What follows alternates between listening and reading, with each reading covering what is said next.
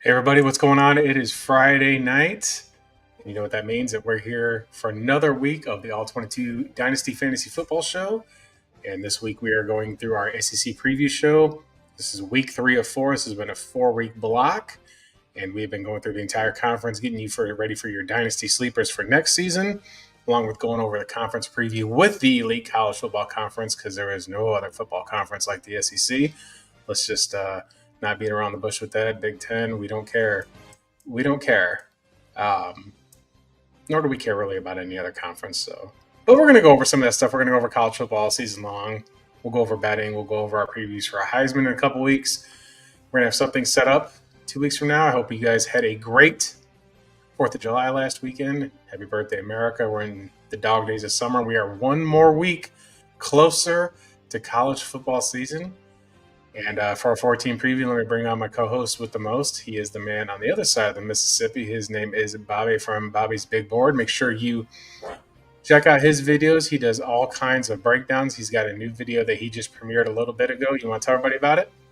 Yeah, I just posted my top 5 buy low wide receivers.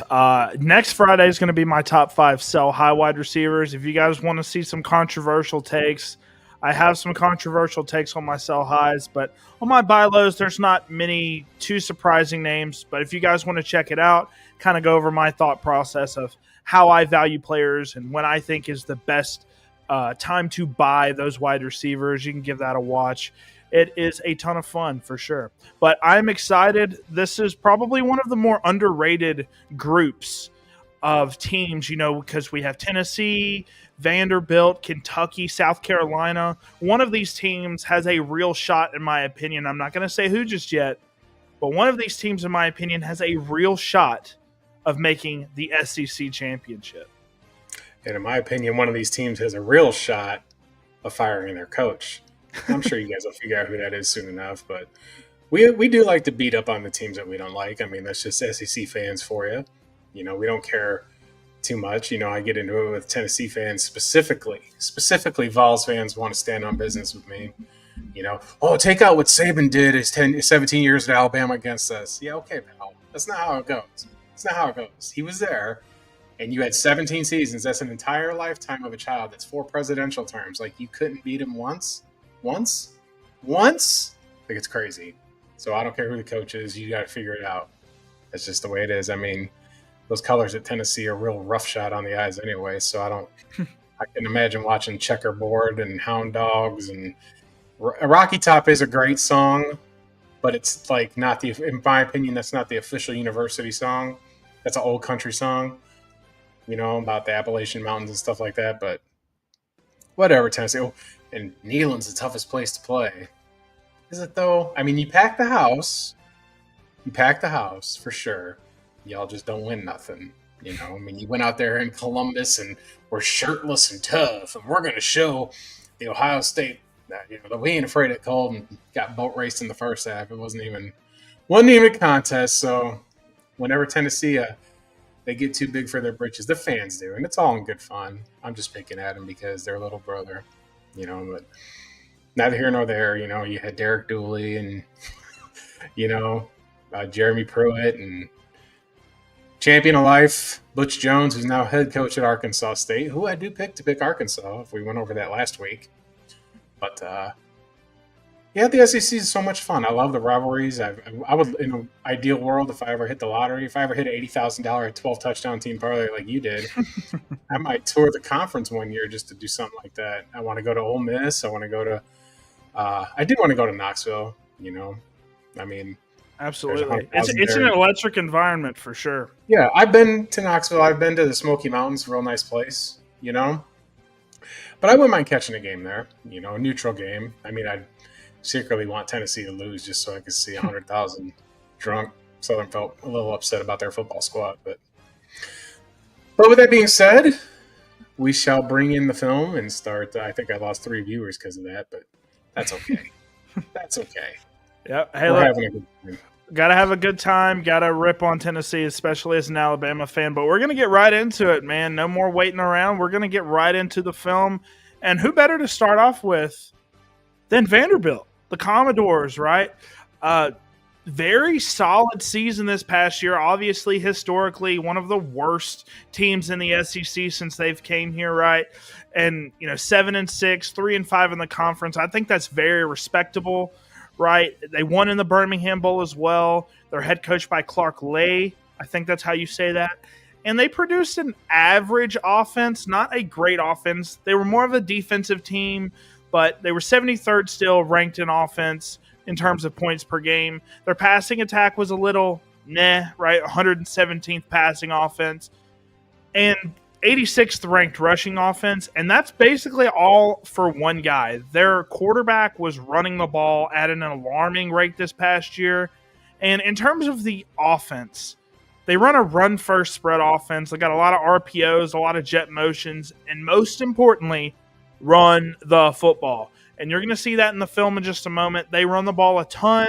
Their running backs weren't super efficient last year, but Paiva, their quarterback, he ran a ton, and he was their most efficient rusher of the football. Notably, though, they were last in the SEC in yards per game, but they showed up in the key moments. We'll talk about some of those key moments, obviously, but they have 11 returning starters, but they had an up and down season. Especially, they were down at the beginning of the season. They lost to Georgia State, but came down strong down the stretch. Obviously, they had that big win over Alabama. And most of their SEC games were fairly competitive outside of the loss to South Carolina, and then Tennessee was fairly close until the end. But, I like this team a little bit. I don't know if they win 7 games this year, but, they came on strong last year, and then Paiva's looking to basically come at them with another hard-fought season. They're a hard-nosed football team, which I love, but I don't know how much upside they're going to have in the SEC this year. Now that the hat's out of the bag, right, they know this is a good team that can win football games. I don't think people are going to be taking Vanderbilt as lightly this year. Well, for a long time, Vanderbilt wasn't the greatest at football because they're like the Northwestern of the Big Ten. They're not going to relax their academic standards for you to get into their school because it's a serious school with serious graduates. I mean, Vanderbilt is named after a very wealthy family that goes generations beyond, and Anderson Cooper is a part of the Vanderbilt family. They just that's, I think, part of the struggle for so long. And then, it used to be just an automatic win, like you said. It was very rare for them to have winning seasons. And 7-6 still is what they did. Their best win was Alabama, and Tennessee pulled away from them in the second half. So, like you said, they do play some tough football. Clark Lee's a really good coach.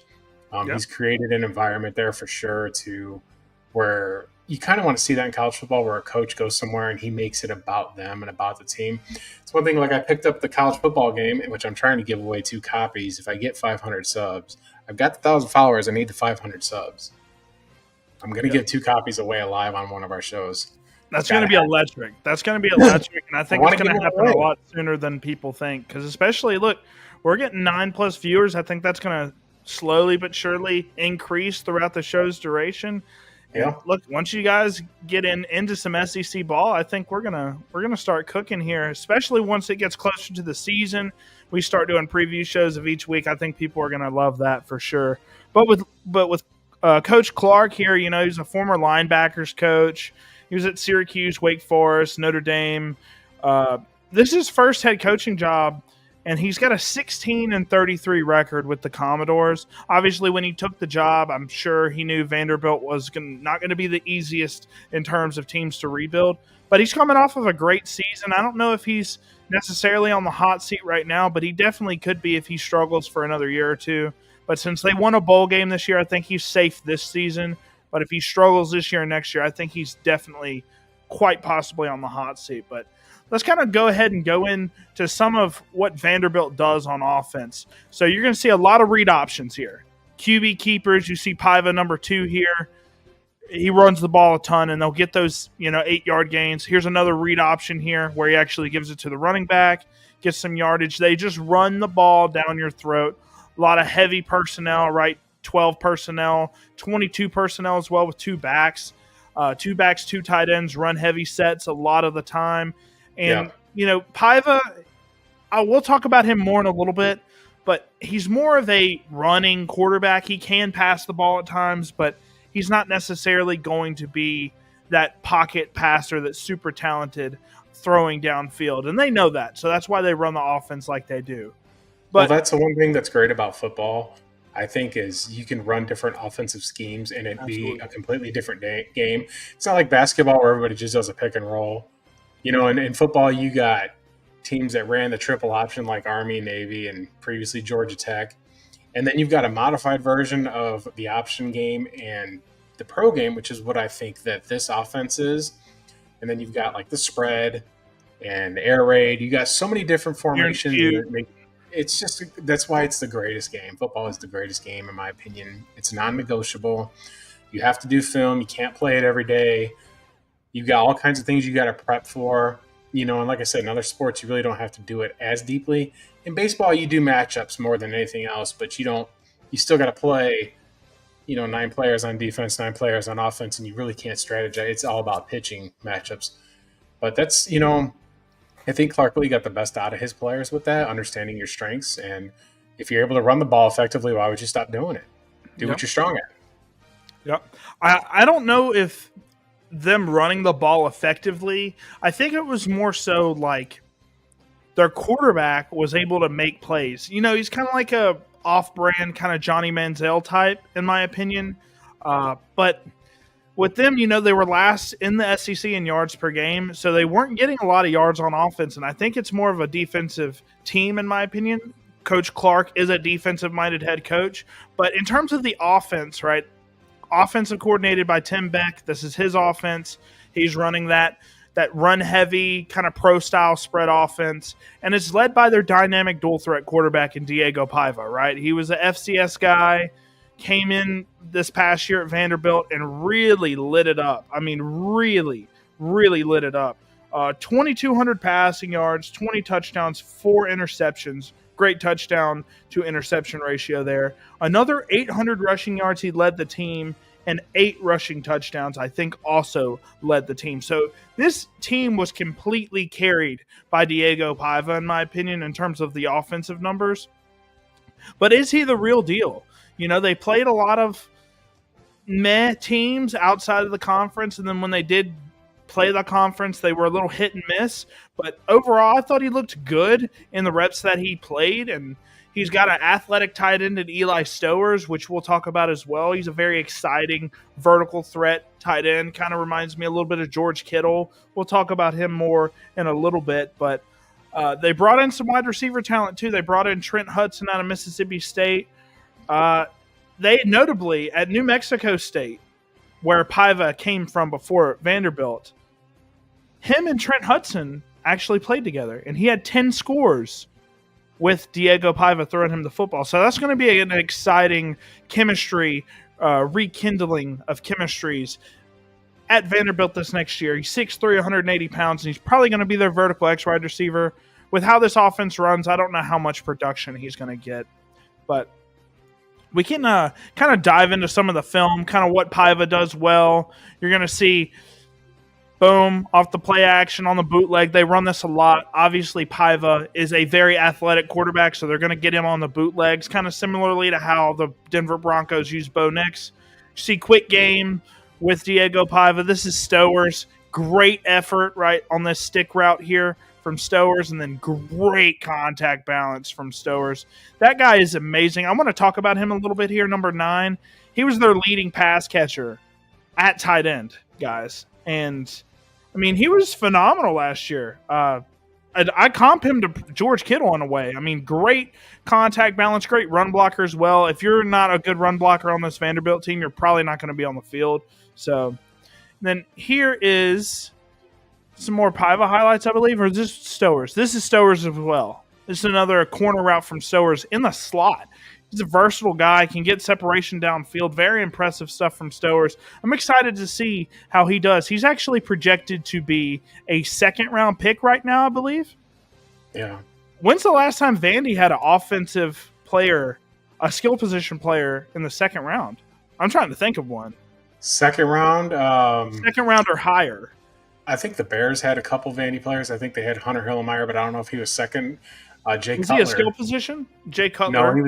he was a linebacker. I think Cutler went first overall, or was in the first round with Denver. Yep. But off the top of my head, I can't really recall any first round Vandy players. Yeah. So honestly, Vandy's got some cool pieces.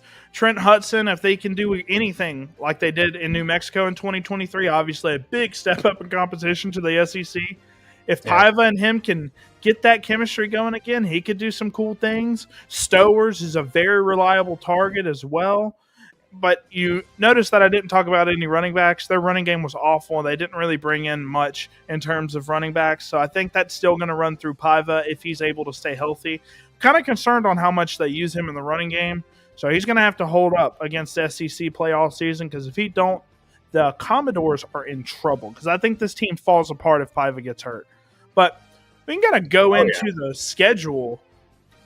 Overall, what did you think about the schedule? I thought it was pretty interesting, right? You got some fairly easy games, and then you got some of the hardest games that you could possibly imagine. Obviously, Alabama gets to run it back, except this time it's in Tuscaloosa.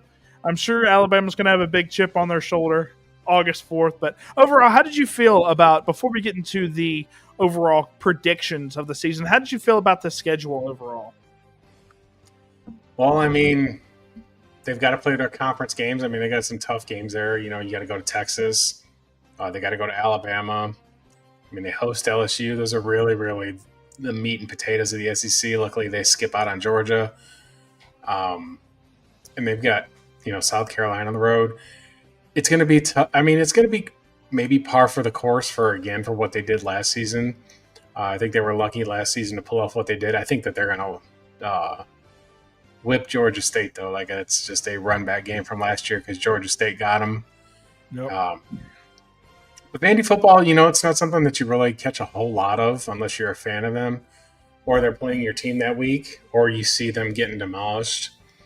But I'm curious to see the kind of culture that, you know, if Clark Clay can keep it up, because it is a hard place to win. This is the toughest conference in football, and you don't have the pick of the litter when it comes to the athletes that you can recruit. I mean, they did just rebuild that stadium there in Nashville. You know, they were making memes about hanging the scoreboard from cranes and all that stuff because it wasn't done on time. In Vandy, the old joke is they keep the SEC graduation rates through the roof, GPAs up and stuff like that. Yep. And it doesn't necessarily always translate to the football field. Now, they've had success as a school with basketball for sure.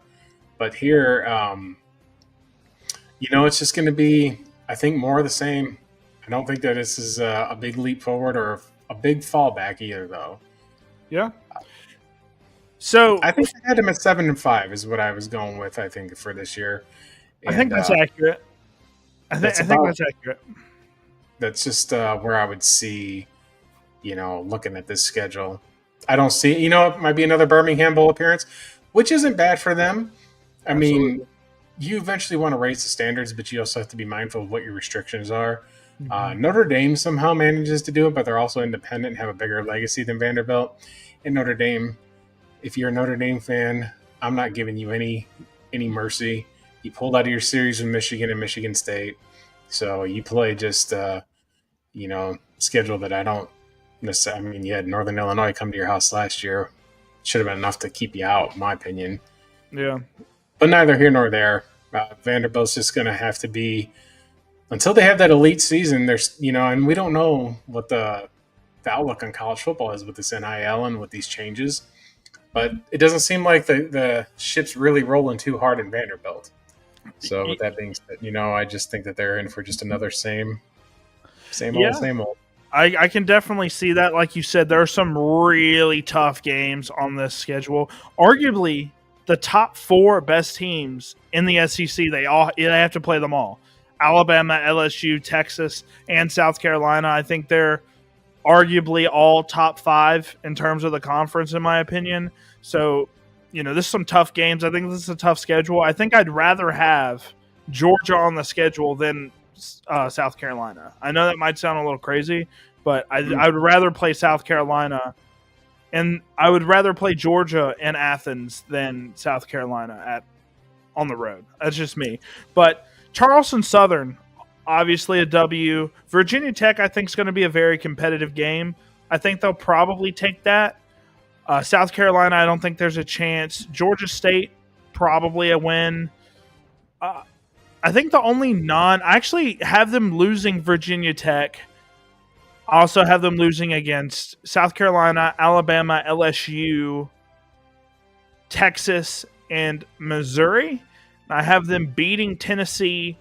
Oh, that'd be spicy. I have them beating Tennessee at the end of the year. I have them beating Kentucky, and I also have them beating Auburn. So they crush out 3 straight wins, very similar to how they did last year. They'll end up 6-6 for me, 3-5 in the conference, and then they make a bowl game, perhaps another Birmingham Bowl, probably. But yeah, I think they're par for the course. They didn't add too many talent in terms of what they lost versus what they gained. I think they're slightly better, but I think their schedule's slightly harder than it was last year. So I think we're seeing pretty much a repeat of last season. But for you had them winning 1 additional game, so we're very close. I'm assuming that we're in agreement on everything except for you probably have them beating Virginia Tech, huh? Let's see. Charleston, Georgia State, Utah State, Auburn, Kentucky. Yeah, I think so. Yeah, that's what I feel. And what SEC schools do you think they're going to – because you have them going 3-5 in the conference as well. So what 3 teams from the SEC do you think they're going to beat? I would assume Auburn, Mizzou. No, not Mizzou. No. Probably me neither. Auburn, Kentucky, and it's escaping me. I'm gonna stick with 7 and 5, like I said. Yeah, I just can't place it all, but that feels about right. I think that they might pull up an upset somewhere. Maybe it's in Knoxville, maybe not. I don't know. That would be awesome. It would be hilarious. I would be absolutely. I'd be insufferable to Tennessee fans. I'd be like, I'd have my phone charged, ready. Yeah. We'll go live if that happens almost immediately. So for me, Tennessee, we'll talk about Tennessee a little bit more in depth later and how their schedule looks and everything, but I'm not big on Tennessee this year. They lost a lot of talent. They really pushed hard for quarterbacks in the portal. They didn't land a lot of the guys that they wanted in terms of quarterbacks, and they end up getting the guy from Appalachian State who, is solid, but I don't know if he's going to be a good starting quarterback in the SEC. But I think later on in the year, Tennessee's going to be having a really down year, and they're going to face a hungry Vanderbilt team trying to get that 6th win to get a bowl game, and I think they're going to crush them at the end of the year. Ladies and gentlemen. Exactly. So I talked about them a little bit earlier, guys. I think this is their key player. I know a lot of people might say Paiva here. I just don't think his game translates to the NFL very well. Even if he does go out there and put up some great numbers, just the way he plays football and he's undersized already. I think he's 6 foot tall. That's what Vanderbilt's saying he is, so he could be even shorter than that. And he's more of that athletic college quarterback. Who's the guy that you guys had at Alabama? When y'all went to the national championship, maybe it was versus Deshaun Watson.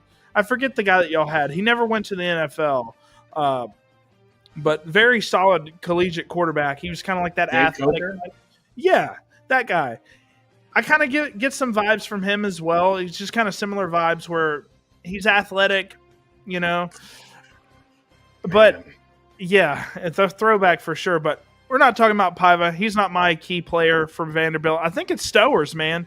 So 6'4", 225. I'd like my tight ends to be a little bit bigger than that, but the way he plays football, I don't mind it. Because George Kittle, very similar size. He's actually 6'4", around the 230 mark. So very comparable sizes here. He had a very solid junior season, 638 yards and 5 touchdowns, despite them being in a run-heavy offense. It's very impressive numbers. He led the team in receptions and yards last year. He's got a quarterback tight end background, and this is my favorite archetype for tight ends. Why? Because when you are a quarterback, if you have a background as a quarterback, you have a better understanding of the game, like opposed to if you were just a wide receiver converted to tight end or whatever. You have an understanding of timing. You know what the quarterback wants, and you know how to get open for your quarterback. He showcases some really high football IQ, And he has some decent stats, like I said, considering the offense. I thought he was a great athlete. I think he's going to run in the 4.5s. And, guys, I have a little graph that I've been working on, this database that I've been working on. Basically, every single player that's been drafted as a skill position player over the past 10 years, and I kind of predict success. And the best metric for success at the tight end position is athleticism, and he has all of that. And he also has great draft capital. So if he goes out there, pops off as a senior for 700, 800 yards or something, I think he's going to be a second-round draft selection, and he's going to be a starting tight end in the NFL. Great ball skills. He's got versatility. You can use him out wide. You can use him in the slot, in line. He's a decent run blocker as well. And the only knock that I could really see on film, his hands were really solid. The only knock is he's slightly undersized. And we've seen undersized tight ends like Brock Bowers, Evan Ingram. Those guys kill it in fantasy. So I love Eli Stowers, and I think he's going to be fantastic. I kind of want to go through some of his film. I'm excited to showcase. So it's kind of like TJ Hawkinson a little bit, huh? A little bit like TJ Hawkinson from a run-heavy offense, right, from Iowa. But, yeah, I just love a lot of what I see. TJ Hawkinson's a little bit bigger, but you see him, boom, just destroy a linebacker in coverage here. I mean, that's 3 yards of separation on a wheel route there. Beautiful stuff there from Stowers. And nobody's talking about him really. He's silently like a day 2 projection. And then here's him just sitting down. This is something that he does extremely well. You're going to see him come over the middle of the field here. And he's just going to, boom, sit down right here and just get great separation, great timing with his quarterback, sit down there, and then just fall forward for like 7 extra yards. That's very important at the tight end position because you're going to be used at the sticks a lot and you need to extend yourself. Here's another play, another stick route, and then this is the play that we saw earlier where he just breaks 3 tackles, effortlessly glides himself into the end zone. I love what I saw from Stowers on film. I'm super excited to see where he goes next year. And if he stays healthy, I think he's going to have a phenomenal season. Well, we'll see what Vandy does. Like I said, that schedule's unforgiving on the road, and are they going to be able to maintain this kind of success year in, year out? Does a team know how to sustain that? That's very difficult for a lot of teams. It's one thing that great coaches like Kirby Smart and Nick Saban and other coaches and Sark are able to do is able to have you maintain a consistent success and deal with success accordingly so that the next season when you're ready, you understand how to deal with it and understand the preparation that it's involved. So good for Vandy for hiring Clark Lee. I can't wait for them to come to Tuscaloosa. I'll definitely have my popcorn ready for that because I think belt the ass is happening in that game. Yeah, they're definitely. Remember that one year where they were like, "Y'all are next." Vandy came off that big time win, and who was it? 4-0. Yeah, they were 4-0, and they were coming to Tuscaloosa. And no, the game was in Nashville. Oh, there was in Nashville. And yeah, they said we play SEC ball. It was Jalen Hurts. It was Jalen Hurts. They were like, "How did you react to Vanderbilt saying you're next?" And the historic response was, "Theoretically, they are next on our schedule, and I think y'all beat them like 56-0." Yeah, that was tough. But next up on our list, the Kentucky Wildcats, man. Rough season. They had some great wins this past year, but rough season. 4-8 record. 1-7 in the SEC. There was only one team worse than that, and that was my Mississippi State Bulldogs, unfortunately. They realistically could finish last in the conference this year. I got another team finishing last in the conference. But Kentucky, historically good defensive team. They had a great defensive front last year. Yes. They're head coached by Mark Stoops. Got it. And another one of these teams where they were very subpar on the offensive department. 119th ranked offense in points per game. That's not where you want to be, especially in the SEC. If you're not good enough on offense, you're going to get just bombarded by these SEC offenses, regardless of whether the offenses are good or not. It's just a different level. And their defense has kept them in a lot of these games. But 112th passing offense, that's horrendous. And despite them being a run-heavy offense, 81st rushing offense. That's just inexcusable. This offense was horrendous last year. And they run this multiple pro style offense where they run a lot of different formations. They'll run under center. They'll run shotguns. They're very big on efficiency in the red zone. They're big on tempo as well. It's a fairly fast-paced pro-style offense, in my opinion. But they only had 20 points per game this past season. That's awful. And they were terrible in the red zone. Their offensive coordinator preaches efficiency in the red zone, and they just could not score in the red zone. Vandergriff wasn't exactly lighting it up as quarterback back there. But to Kentucky's credit, they took Georgia to the limit. They beat Ole Miss. I mean, and it reflects poorly in the record, like you said. And then when you look at the statistics, especially the offense, like you just got to be better in this conference, in this league to compete. I mean, you missed a bowl game. Kentucky's just quite an anomaly when it comes to football. I can't ever remember in my entire life them absolutely being elite. I mean, they've had good seasons, but they've just never been an elite football school. Obviously, they're well known for basketball and have multiple championships there. Elite basketball squad. Elite. This year, and that's also the other joke is why we keep them in the conference is they keep our basketball teams. So we got a Vandy joke from earlier, and now we got a Kentucky joke. And then, there's been some decent players that come out of Kentucky. Wandale Robinson, I think, is a pretty good player, even though his production's been questionable in the Dynasty level. I mean, but he's also on an inefficient Giants team, so that's neither here nor there. But he's a PPR scam artist, man. I remember him getting like 13, 14 points every single week, but he'd have like 8 catches for 40 yards. I mean, he was just getting targeted over and over and over, man. It was hilarious. But with Stoops, he has a background as a defensive backs coach, and he took his first head coaching job in 2013, which was with the Kentucky Wildcats. And I want to say, you said earlier in this episode that one of these head coaches were going to get fired this year. I think we might be talking about Stoops, man, because he's at a 67-73 record over 12 years with the Kentucky Wildcats. When I saw that number, I was like, Kentucky's got to do better. You see your basketball team going to the Final Four, constantly, and then you just have your football program who you're dumping a lot of resources into, and they're just consistently subpar. Yes. Now, I don't know if anybody wants to take the job either. Kentucky's that school that it's almost like the comparison for his extension would be something along the lines of, well, he had one great run at the end of the year, so we're going to hope that momentum carries over. And it's just the Derek Carr of head coaches, I think. I wouldn't even say that because at least Derek Carr's had some success. This guy hasn't really had a lick of it. It's almost like there was a coach for the Arizona Cardinals. His name was Joe Bugle, and they went through the same thing. This is kind of the same concept with him. I think Kentucky fans have probably had it with him. I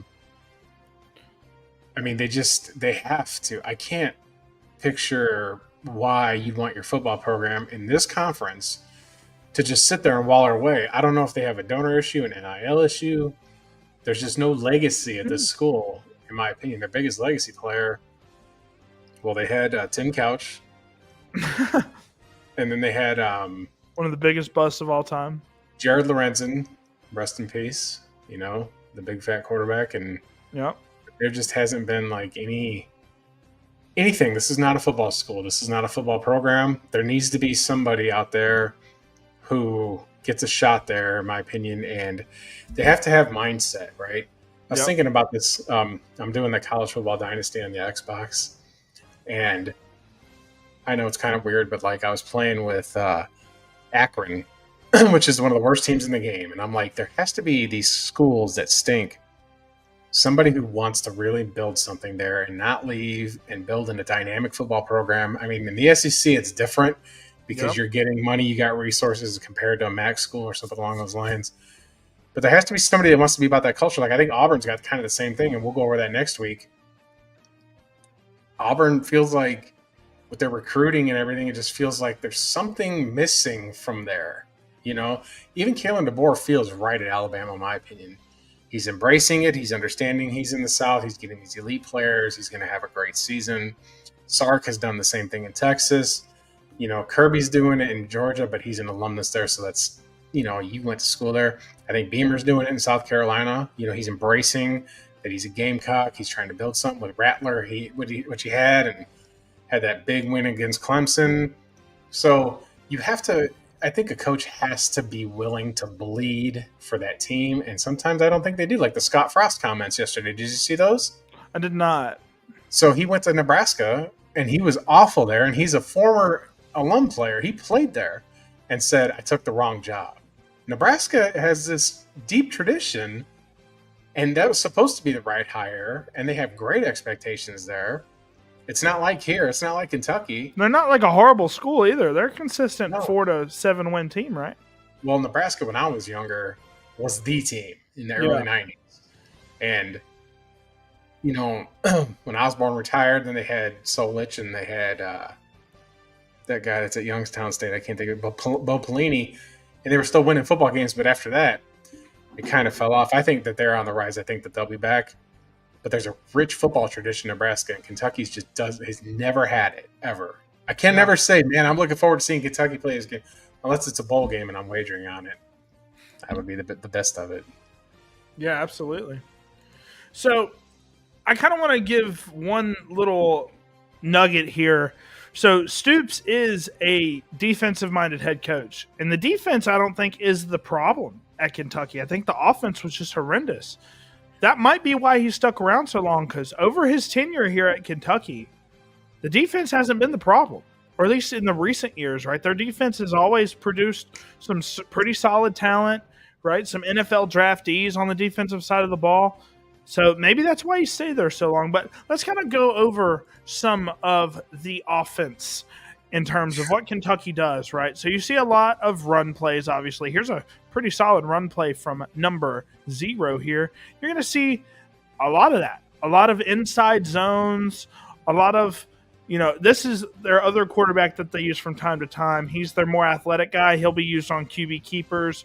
You saw he was used against Ole Miss a ton. And, Vandergriff, obviously isn't the best athlete, so he's their more pocket traditional passer. So they kind of utilized the 2 quarterback system. One of them was their more rushing heavy quarterback that would throw sometimes. And then Vandergriff obviously was not the answer, in my opinion, at quarterback. But let's kind of go ahead and get a little bit more into what they brought in from the offense. So Bush Hamdan, he is the offensive coordinator of this offense. Traditionally loves to run these run-heavy offenses, right? So really important. Zach Calzada from Incarnate Word. We saw a quarterback from Incarnate Word here recently go number 1 in the NFL draft. Obviously, he went to Washington State. And then Miami, we're talking about Cam Ward here, had great success at Incarnate Word. And this guy, Calzada, I saw some of his stats, man, from Incarnate Word. 3,700 passing yards, 35 touchdowns to 9 picks in 2024. He also had over 300 yards and 5 touchdowns on the ground. Now, he's had a weird career, right? He played at Texas A&M back in 2021, so he's a fifth or sixth year senior now, and he was very inconsistent last time he played in the SEC. Obviously, he's had some development. He had to go to the FCS level, and now he's coming back to a team that's notably run heavy, but maybe he's got some of that FCS magic that Cam Ward had. We'll see, but I liked some of the stuff that I saw from Calzada. We'll play some of his highlights from Texas A&M a few years back. I think he's got some notable qualities about him, but this offense is severely lacking in terms of talent that I could deem NFL worthy. They got the running back from Nebraska. I don't know if he's going to be very much. Dante Dowdle, great name, but 600 rushing yards and 13 touchdowns back in 2024. Great archetype of runner for this offense. 6'2", 225. He's a power back, and I think he's got some decent feet and some eyes for the end zone, obviously, with the 12 touchdowns. But he's currently projected as an undrafted free agent, and if he is the feature back in this offense, maybe he gets some sort of draft capital, some draft buzz. But I don't know, man. I from what I saw, I thought he was just a slightly above average power back. We saw guys that were amazing, like Raheem Sanders, not even get drafted this past year. And I loved Raheem Sanders a lot more than I like Dante Dowdle. So that's just me. In terms of the wide receiver room, we got a guy in Kendrick Law who I don't know if you know him because I know you're an Alabama fan, but he didn't really get on the field all that much at Bama at all. But we'll see how he does. He's very, very limited in terms of experience. I mean, he didn't play much at all throughout his first 3 seasons. Finally transfers to Kentucky. I think as a wide receiver, I would not want any piece of this Kentucky offense, but maybe that's who gave him the biggest bag. Then another guy, Jamori Macklin, who is returning. He's a guy that's been here before from Kentucky. He's their return man, slot, undersized gadget weapon. I thought he was fine. We'll see some of his highlights here in a moment. And their offense, man, horrible. Historically bad in 2024. But they bring in some 5-star talent. Let me see who they brought in. They brought in a 5-star guard, it looks like. A 5-star guard, but outside of that, we'll see how it goes. I think this offensive line is going to be a big problem. And Calzada, he is a little athletic, but I don't know how well he's going to be doing whenever he's running from SEC-level defenders. But his biggest win was they beat Alabama on a game-winning field goal down there in College Station. So Calzada was the guy there. I was amazed that he fell. He was the backup, though. He was playing because I believe it was Haynes King who got injured, and he ended up playing and finishing the game. I did not know Haynes King played at Texas A&M. I saw him last year at Georgia Tech. I loved how he played. Haynes King and Devon Acham were on that team. And then Kendrick Law at Alabama couldn't get on the field just because there was better talent, but the dude's got wheels. Last year, with Alabama's receiving corps was really, really thinned out. I mean, it was Ryan Williams, and then it was Kobe Prentice, who I thought was going to be something, but he's in Baylor now. And then we got Kendrick Law, who's transferred out of there. So I'm excited for the new receiving corps for sure, because I felt like, and Ja'Cory Brooks played at Alabama. These guys weren't good enough to play there. And Ja'Cory Brooks he had some cool tools, but man, he was so slow. He was so slow. And transferred out of there, went to Oregon. Then went to Louisville. No, there was a guy that went to Oregon from Alabama. But the reason that they transfer out is they're not going to get playing time, and I don't think Kendrick Law fits into Boer's system. Yep. So I don't think that's a loss. I think that's a mutual separation for him. Same thing with Kobe Prentice. He just couldn't get out there. So we're going to see. We're going to see what Kentucky does, though. I mean, these are improved players compared to what they have. I mean, Calzada is widely inconsistent, like you said. Yeah. But he's won SEC road games against elite teams. So he does have that going for him, and he's probably going to be the feature guy. So maybe this is it for him. After this, it's time to go pro or go to the UFL or get groceries. It's one of the 3. And I'm leaning – we'll talk about him more in a little bit. I think he's got some killer tools that could translate to an NFL level. But like I said, he's going to have a Cam Ward-level season, like borderline Heisman-level season to get some significant draft capital. But let's go ahead and here's some – this is the Macklin kid. You see just undersized slot weapon. Got some decent ball skills, though. Love that. He's showing some energy there. Love that. And, they're off the play action. They do play action a decent amount just because they run so much. But then here is the Nebraska Dante Dowdell. You're going to see some, he's just a bowling ball, man. Just look at that. Let me show that again. That's a great rep versus Colorado. Obviously, terrible defense last year. But that is great movement skills. Like boom, boom, boom. Shake off those little tackles. He's 6'2", 225, and he's not super slow. So look at that. Just a wrecking ball. Super violent runner. We'll see how he does. I think they're going to be in a committee, and we'll just see.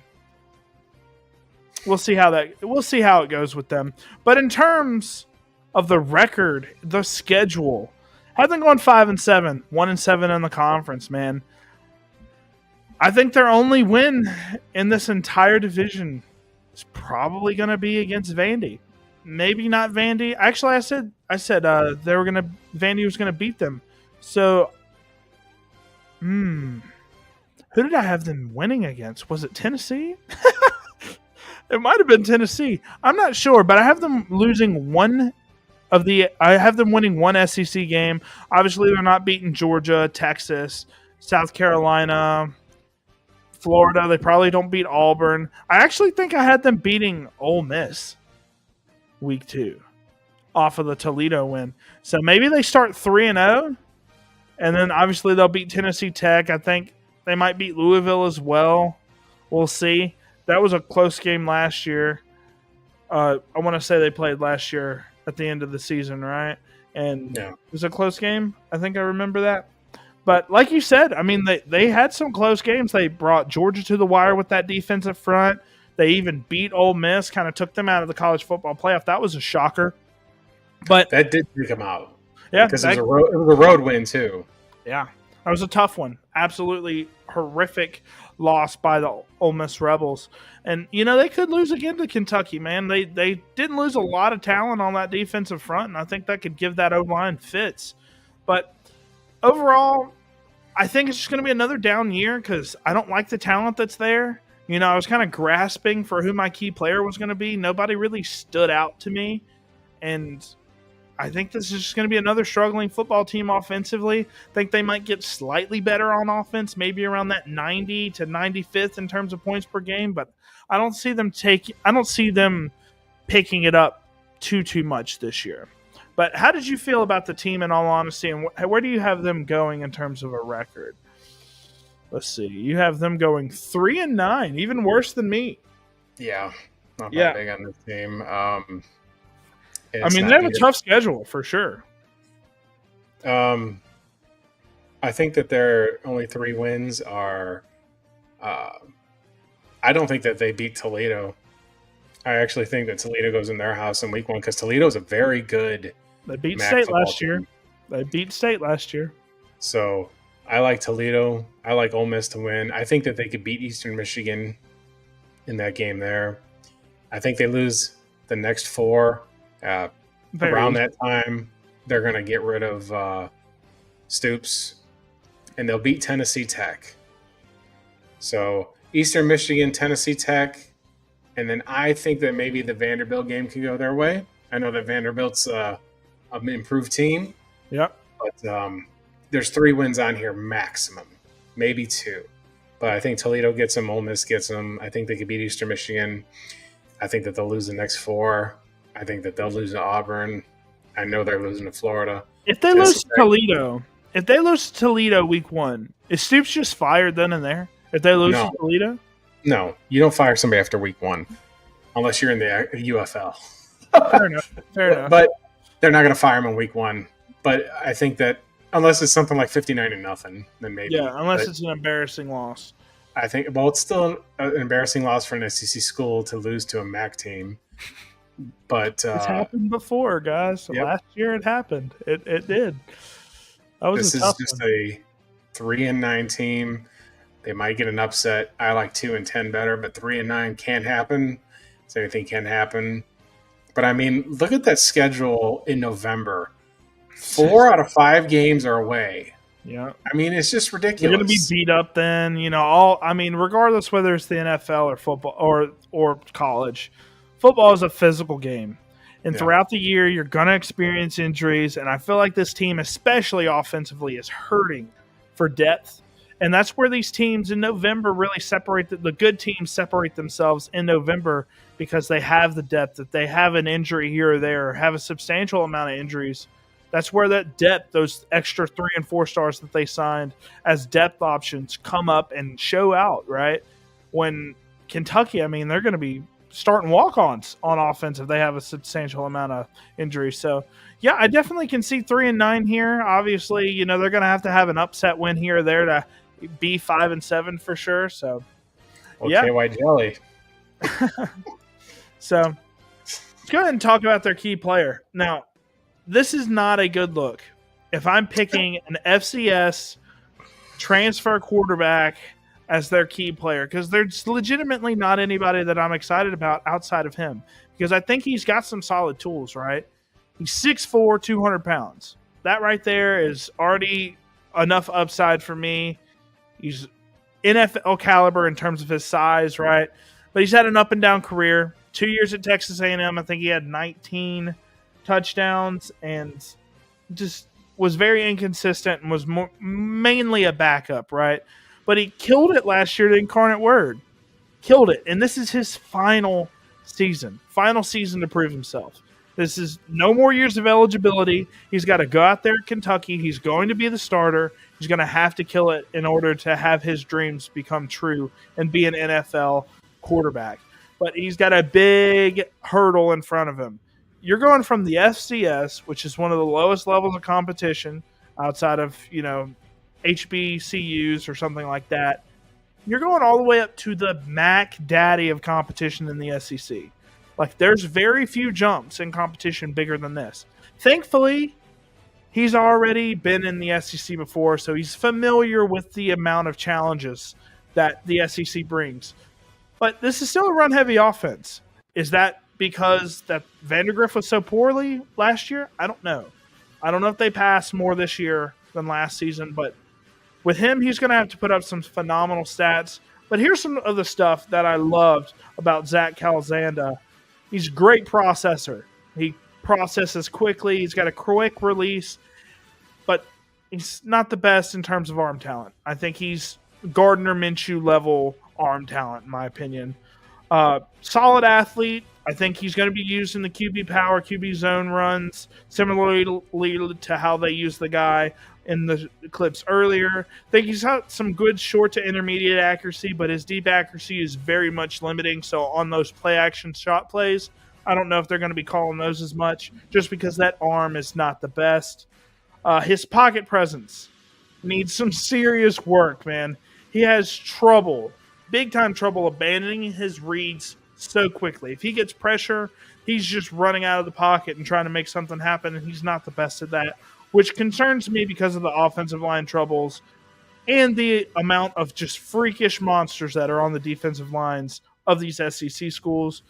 He has a little bit too much air under his deep balls, and they will hang up there forever if he throws it deep downfield. We'll see that in one of these clips. And he holds the ball too long. He's going to have to clean that up as well. I know that sounds like more bad than good, but he does offer a lot of just consistent foundational tools that a quarterback needs. He's got the size. He's got the processing ability. And if he can sit in a clean pocket, I think he can do great things. Think like Temu Will Howard is what I think.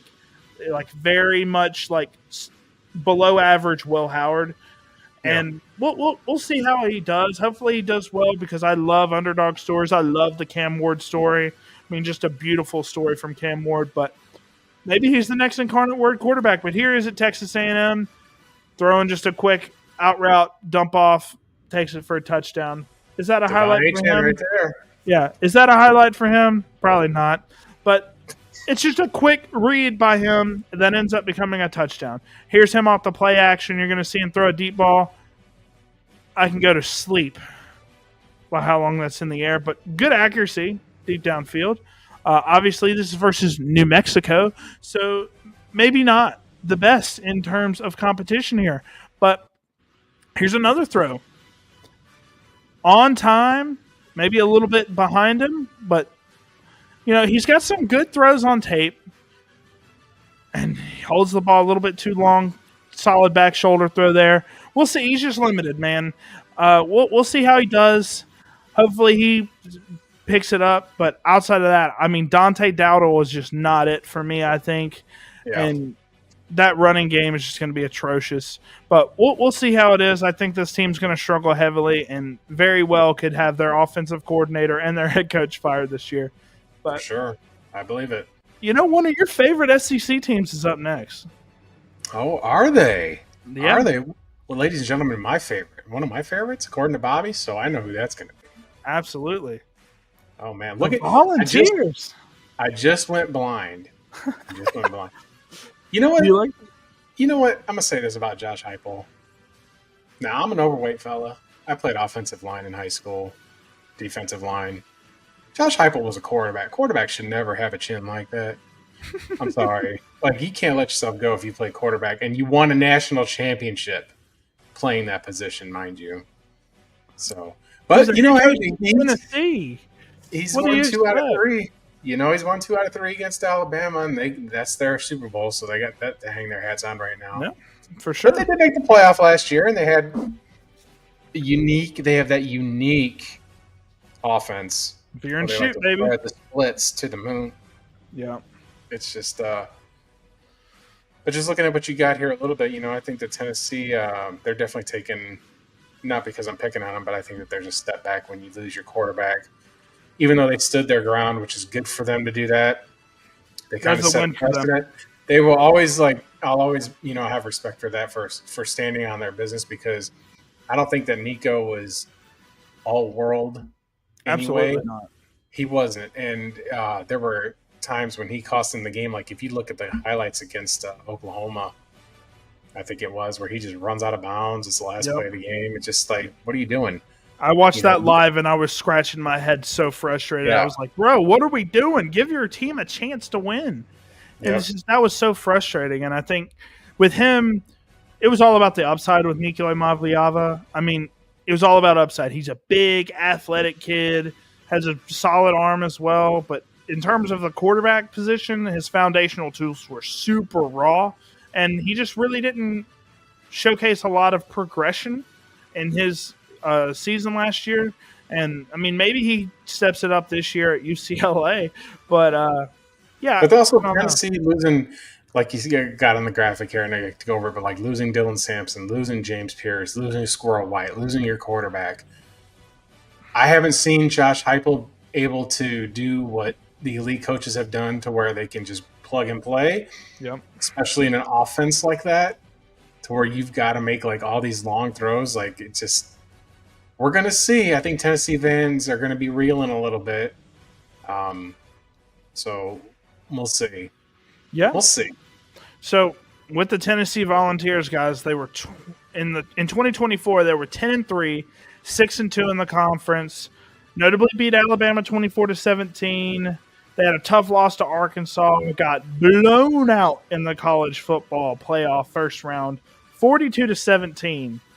Belt ass. I mean, dude, Ohio State just went in there and said, "Look, we're just going to be better than you the entire game," and they just couldn't get anything done on offense. But, I was surprised. So, obviously, with the head coach here, right, he was QB coach at Oklahoma with Sam Bradford. He was a head coach at Oklahoma for a little bit, and he was a head coach at UCF, 28-8 over 3 years at UCF, and he is now 37-15 over 4 years with the Tennessee Volunteers.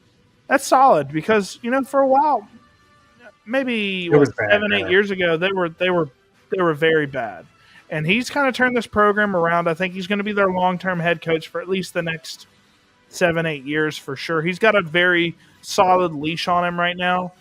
And I looked at the offense. Look, I watched a lot of Tennessee Volunteers games. Sorry, the offense was just not. I didn't think they were going to be a top 12 offense in terms of points per game. I don't know where these points came from, but I'm more so attracted to passing stats, right? They weren't the best in terms of passing stats, 77th passing offense, but they were a top 10 rushing attack in the nation. That's because, in my opinion, when you split 5 guys, exactly, and then you have to, if you don't, when you're spreading the defense and you get 5-on-4 or 5-on-5 matchups, you just got to make one guy miss, and then those guys have to run 25 yards to the line of scrimmage and make tackle. You wear them out. So that's how it works. And Dylan Sampson, I wasn't in love with him as a prospect just because I thought his vision was off. Didn't love his contact balance. There's a lot of things that I wasn't in love with Dylan Sampson. But there's one thing that Dylan Sampson has, and that is if he gets into open space, he is fast. And he will take it to the house immediately. And with that, like you said, with the veer and shoot offense, they have super wide. They play all the way basically to the sidelines with their wide receiver sets. And like you said, it's basically 5-on-5, right? Yeah. You have your 4 or 5-man sets, whatever. And if your offensive line's as talented as the Tennessee Volunteers are, They just open a hole, and then your linebackers are forced to play outside because of the threat of the wide receiver screens, things like that. Man, it's an interesting offense. It's not pretty to watch, No. but a lot of RPOs, a lot of tempo stuff, wide formations. Obviously, if you watch any Tennessee game, you're immediately going to notice them standing all the way at the perimeters, right? It's something that you just notice immediately with their game. But the rushing attack, it takes a huge hit. Like I said, I'm not the biggest Dylan Sampson guy, but he was like the perfect archetype of running back for that system because if he got into open space, that's what Tennessee offense is all about, is space. Creating a bunch of space for your players to work in. And Dylan Sampson was one of the best running backs in the nation when it got into space. And, they got 10 returning starters. But let me kind of showcase a little bit of what I'm talking about in terms of the spacing. You see where their wide receivers are. This is a 2 wide receiver set. Wide receiver all the way here.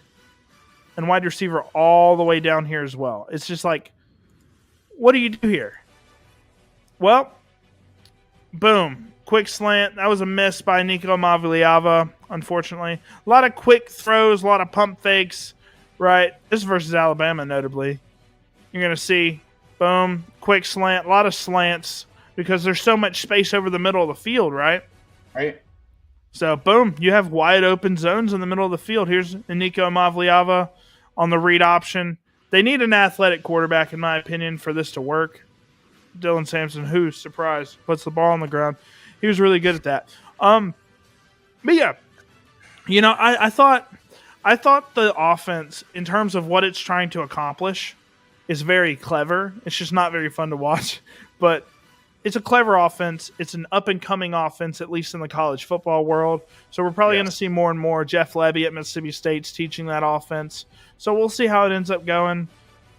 Hopefully it doesn't do that well because I'm not a big fan of the veer and shoot offense. But Kansas City, they use a snap and shoot type of offense, very similar type deal, except they work more so in beaters in terms of zone coverage. They're more so good against man. Regardless, in terms of the Tennessee's offense, they're coordinated by Joey Hazel or Halzel. He's not really the play caller here. He's more the quarterback's coach. The head coach is running this offense. And then you get a new quarterback from App State. Notably, this wasn't their first option at quarterback. They tried to grab a bunch of different quarterbacks in the portal. They were really trying to replace them, towards the end of the transfer portal because their quarterback left so late. But they end up grabbing the quarterback from App State, 23 touchdowns, 14 interceptions. Not the best touchdown-interception ratio in 2024, especially at that school. And then we're probably going to see a running back committee. They got a guy from Duke in Star Thomas. And then they got Deshaun Bishop, who I thought was pretty solid last year in limited action, and Peyton Lewis, who are both returning. I think they're both juniors. So I think we're going to see which running back ends up taking a leap here. I think there's going to be a committee, 3-headed monster in this backfield, unless one running back just shows that he's way more consistent than the other. I kind of rank these guys all around the same tier. Maybe Deshaun Bishop just a slight tad ahead of the other guys. And then in terms of the wide receiver talent, Brazil the second. He's returning. He's got the most experience in the system. Travis Smith Jr. and Radarius Jackson, they're true freshmen. I think they're going to have a large opportunity to start this year. And, the passing attack was limited last year, but will it step up with these guys? I'm not sure. We'll see. I'm not either. That's such a complex offense to learn. Before you go into it, like with the veer and shoot specifically, I think that would be – they won 10 games, obviously, and Josh Heupel played quarterback and things along those lines, so who am I to criticize them? And I'm not being critique here when I say this, but I feel like that's an offense that you use plays in drives, not the entire offense is that thing. Am I making sense? So it's like if you're struggling in the game, you might throw that formation out there just to get everybody scrambling, and you don't have a lot of it on film. And then that's the way that I think that you can use that more effectively is to switch it up. Because when you just throw your wide receivers out there, they got to still run those routes. They got to run from, I know this is a no-huddle offense, but back to the quarterback, back to the hashes, beyond the hashes. You got to be conditioned. Right. If it, like it's just, I don't know. If it was me, if I was defending that, my defensive thing would be to do press man. We're gonna press those receivers so hard, and we're just gonna send the house and make you run. Like we're gonna make you beat us that way, and Yep. live and die by it because it's just such a odd thing. Like it just, I don't know. But like you said, And you then want they'll to beat create. you with screens, right? That's Yeah. another thing that's really that's a It's not a short premier screen. play. A 30-yard screen. Like you're throwing it halfway across the field. Yep. So it takes time to get there. You're begging for a pick six. You get elite corners out there, it ain't gonna fly. Yeah, I could definitely see that for sure. But with the veer and shoot, man, it's I don't want to say it's gimmicky because they have a lot of really interesting concepts. It's a very interesting type of offensive guru type of concept. So we'll see how it does this year, but you need a specific type of personnel, and it not only is it super just jarring for your offense in terms of conditioning, it does the same thing to the defense too. So you have to have your offense ready to go if you're going to try to do this. Now, the O-line, let me go ahead and talk about that because this is a big time question mark.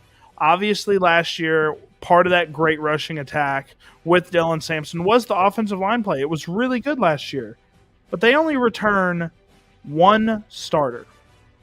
I want to say it's their center, but they brought in a 5-star. I want to say he's a tackle, and then Wendell Moe Jr., who's a transfer, 4-star transfer. And yeah, Lance Hurd is the only offensive lineman returning from that offensive line last season. So we're going to see how this goes.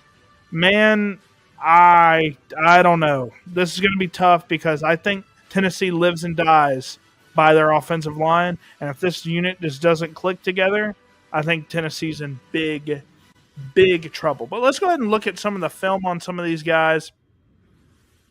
So first guy here, this is App State. This is Calzanza. Now, not Calzanza. It's their quarterback, Aguilar. Joey Aguilar. So what did I say earlier? We need a quarterback that can run the ball, and I think that's why he was on their radar because you want to run the read options. You want to run those, option looks, right? And that's something that he can do. You're going to see a lot of these. Bootleg. This is something that he's good at too. Limited as a passer. Very limited as a passer, but you see him run. You see him off the play action, and you can see him put ball. That's a beautiful corner route. That's a great throw. That's a great throw. And notably, you see play action, sets his feet, kind of fadeaways it a little bit. Not the biggest fan of that. Think he could have had time to set his base there, but no big deal. Aguilar is going to have to step up big because 14 picks in App State is just not going to cut it. Maybe the offense wasn't his vibe. I don't know. But the veer and shoot offense, you have to be efficient. And if you throw 14 picks in Tennessee, you're not going to be starting very long. Just saying. So he's going to have to clean up the turnovers. He's going to have to do that, or Tennessee's going to be hurting. Yeah. But here's the schedule. Man, I'm just gonna go ahead and say this now. They lose their first game to Syracuse. I love Syracuse. I love what Syracuse is doing over there. They were borderline a ranked team last year with Kyle McCord, one of the best I think they were the best passing attack in all of football last year. And their defense, wasn't great, but I think it's going to be a shootout week 1 in a neutral. I forget where they're playing, but they're playing in a neutral environment. So we'll see what happens. I think they're playing in Atlanta, I want to say. I mean, I could be wrong in that. I could look that up, but I'm not going to just yet. But I think they're playing in Atlanta August 30th. But I think Syracuse wins that game. But let me go ahead. I have them going 6-6 this year. I know you have them a little bit better than me, but man, the quarterback situation, not in love with the quarterback. I think he's got some solid tools, but has some inconsistent ability in terms of turning the ball over. They lost their best running back. They lost, James Pierce Jr. on defense. I think this is going to be a slight rebuilding year because I don't know if their class is necessarily as good as people think it is. But for me, I think their losses are going to be to Syracuse, Georgia. I think they lose to Arkansas, Alabama. They lose to Oklahoma, and then I have them losing to Florida as well. Or They don't lose to Arkansas. Instead of the Arkansas game, they lose to Vandy. So I have them beating ETSU, UAB, had them beat Mississippi State, Arkansas, Kentucky, and New Mexico State, I believe. So based on these records, you'd have Vanderbilt going to the Birmingham Bowl, and you'd have Tennessee going to the Music City Bowl or the Liberty Bowl. Yeah. Which I love it. After what happened last year, I would love to see Tennessee, Diego Piava, just kind of get his little skull crushed, and I'd like to see a Tennessee regression of that manner. So I hope your predictions are right compared to mine. I'm a little more forgiving than you are because they still got Heupel's still a proven winner, and he's a very consistent coach. And I do think that the team rallies around him a little bit. But like you said, and like it's just the nature of college football and the nature of this game is your roster and the roster turnover. And Tennessee didn't have the depth of losses like we've seen with Ohio State and Georgia and Texas and places like that. But I think that they've only got 4 losses on this schedule. I think that they can beat Syracuse. I think that they can beat, obviously, Eastern Tennessee. I think Georgia gets them again. Yep. Georgia owns that team. They'll beat UAB. They'll beat Mississippi State. They'll beat Arkansas. So they should have a pretty good start there with their only loss being to Georgia. So you got them going 5-1 off the rip? Off the rip. And then I think that they lose in Tuscaloosa this year. And then I think they beat Kentucky because we just went over Kentucky and how lousy I think that they're going to be. You're more forgiving on Kentucky, and I'm more forgiving on Tennessee. Yeah. Even though I like when it says Arkansas schedule up there at the top. Ooh, look at that. I like that. Right. That's good stuff. Sorry, I'm teasing. Ooh. But I got them. It's a hideous color. That's why nobody noticed.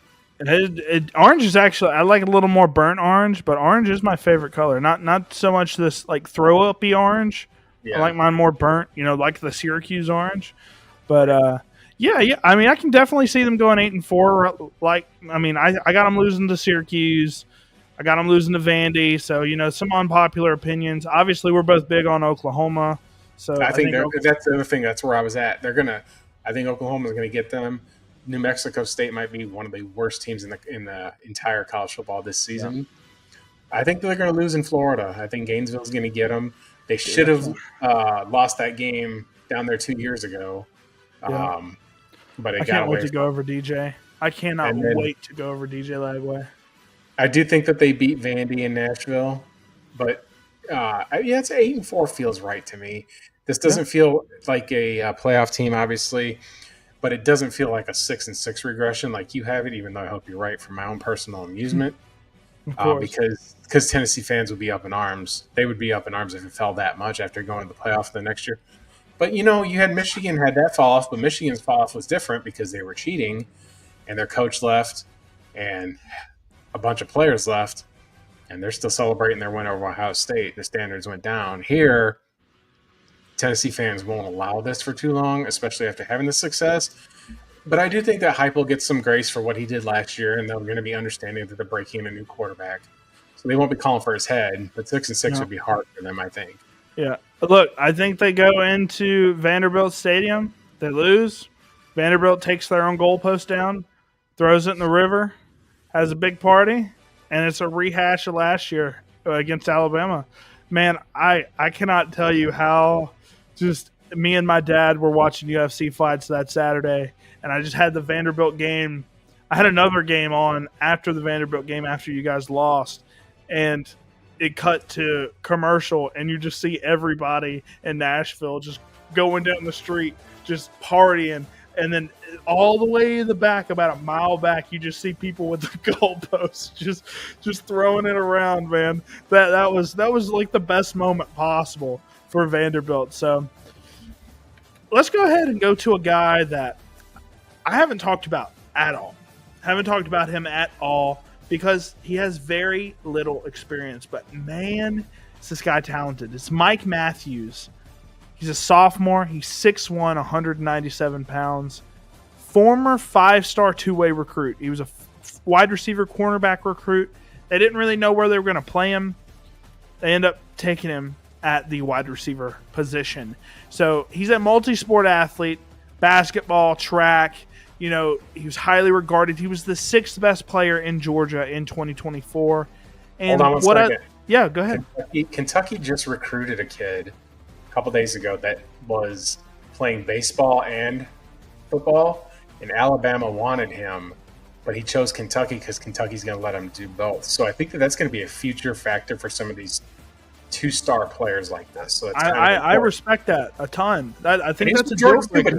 He was up there too. He was a high recruit, very sought recruit. Because, you know, guys like Kyler Murray, guys like Patrick Mahomes, right, that got drafted both in the MLB draft and the NFL draft, I think giving those players the option to play both is very important, because what if one of those options, what if they're not super highly regarded in football and they are highly regarded in MLB? It just gives the athletes more opportunities to succeed at whatever sport they end up wanting to do. So I do like that. I know it's a compromise. It's a conflict of interest a little bit, because obviously you have a lot of time to do both football and baseball practice. But I do respect that the schools are giving athletes the ability to play multiple sports. There might be some NIL deals with them playing 2 sports now if they're smart. If they're like, look, you can play both these sports here, we're going to pay you money.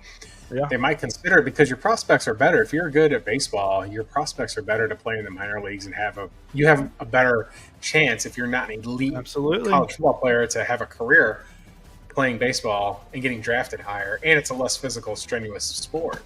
And it pays more money. So it's baseball players get paid, man. There's no joke about it. They get paid a ton. But yeah, with this guy, super good basketball player, track star. He's got it all. And I think he's only playing football here at Tennessee, but he's projected to play the Z position for the Z and the slot position for Tennessee this year. Obviously, they lost Dante Thornton, who was their vertical X, 6'5", 4'3" speed freak. But love his ball skills. I love his explosiveness. I think he can create in open space with yak ability. You know, he's very limited in terms of his production, but he's going to need to prove himself, because I think he's got a lot of upside. He only had, I think, 300 yards last year and 2 touchdowns as a true freshman. So we're going to see him, I think, possibly break out in this veer and shoot offense. Let's go ahead and kind of go over some of the stuff that I love. This is versus Kent State, okay? It's Kent State. Now, not the best competition, but watch what he makes these defenders. Whoop! See you later. Get off of me. Thanks for the first down. Some solid explosiveness. Here he is on a slant route versus Vandy. Right. Boom. Open. High points the ball. I mean, just beautiful stuff from him. Look, there's very limited tape on this kid. Nobody's talking about him. And whenever he goes for like 800-900 yards and 10 touchdowns as a sophomore, people are going to be like, uh-oh. What's up, Danny Savage? Boom in the chat. That would make him a 2027 first rounder, right? I mean, if he breaks out, yes, because he's not of age to declare. Right, and then he has another great season the following year, then he'll have, you know, I've got 7 2021 or 2027 first rounders in one of my leagues. I've traded everything and the farm away from it. So I have to just gather all that and get players like this, because I know that class is a little bit stronger than the upcoming one. But he looks good from what you see. I mean, a little bit shorter, but when you got hands like that, and you just got to play. But so, guys that are around that size, 6'1", 200 pounds. I mean, you're talking about guys like DJ Moore, Garrett Wilson, those types of guys that are around that. If he can get the yak ability and the explosiveness, if he can make that show up on tape consistently, I think Mike Matthews might be a guy that everybody's talking about in 2026, just breaking out, right? And then 2027 draft class, he might even be a first round pick in rookie drafts. We'll see. I'm not entirely sure, but he's got all the skills. He's highly regarded, right? So we'll see how he does. But love him as a player, so we'll see how he does. Fingers crossed for him. But next up, South Carolina Gamecocks, man. One of my favorite SEC teams, for sure. They have so many things that I love. A dual threat quarterback, some freak. I mean, let me say freaks.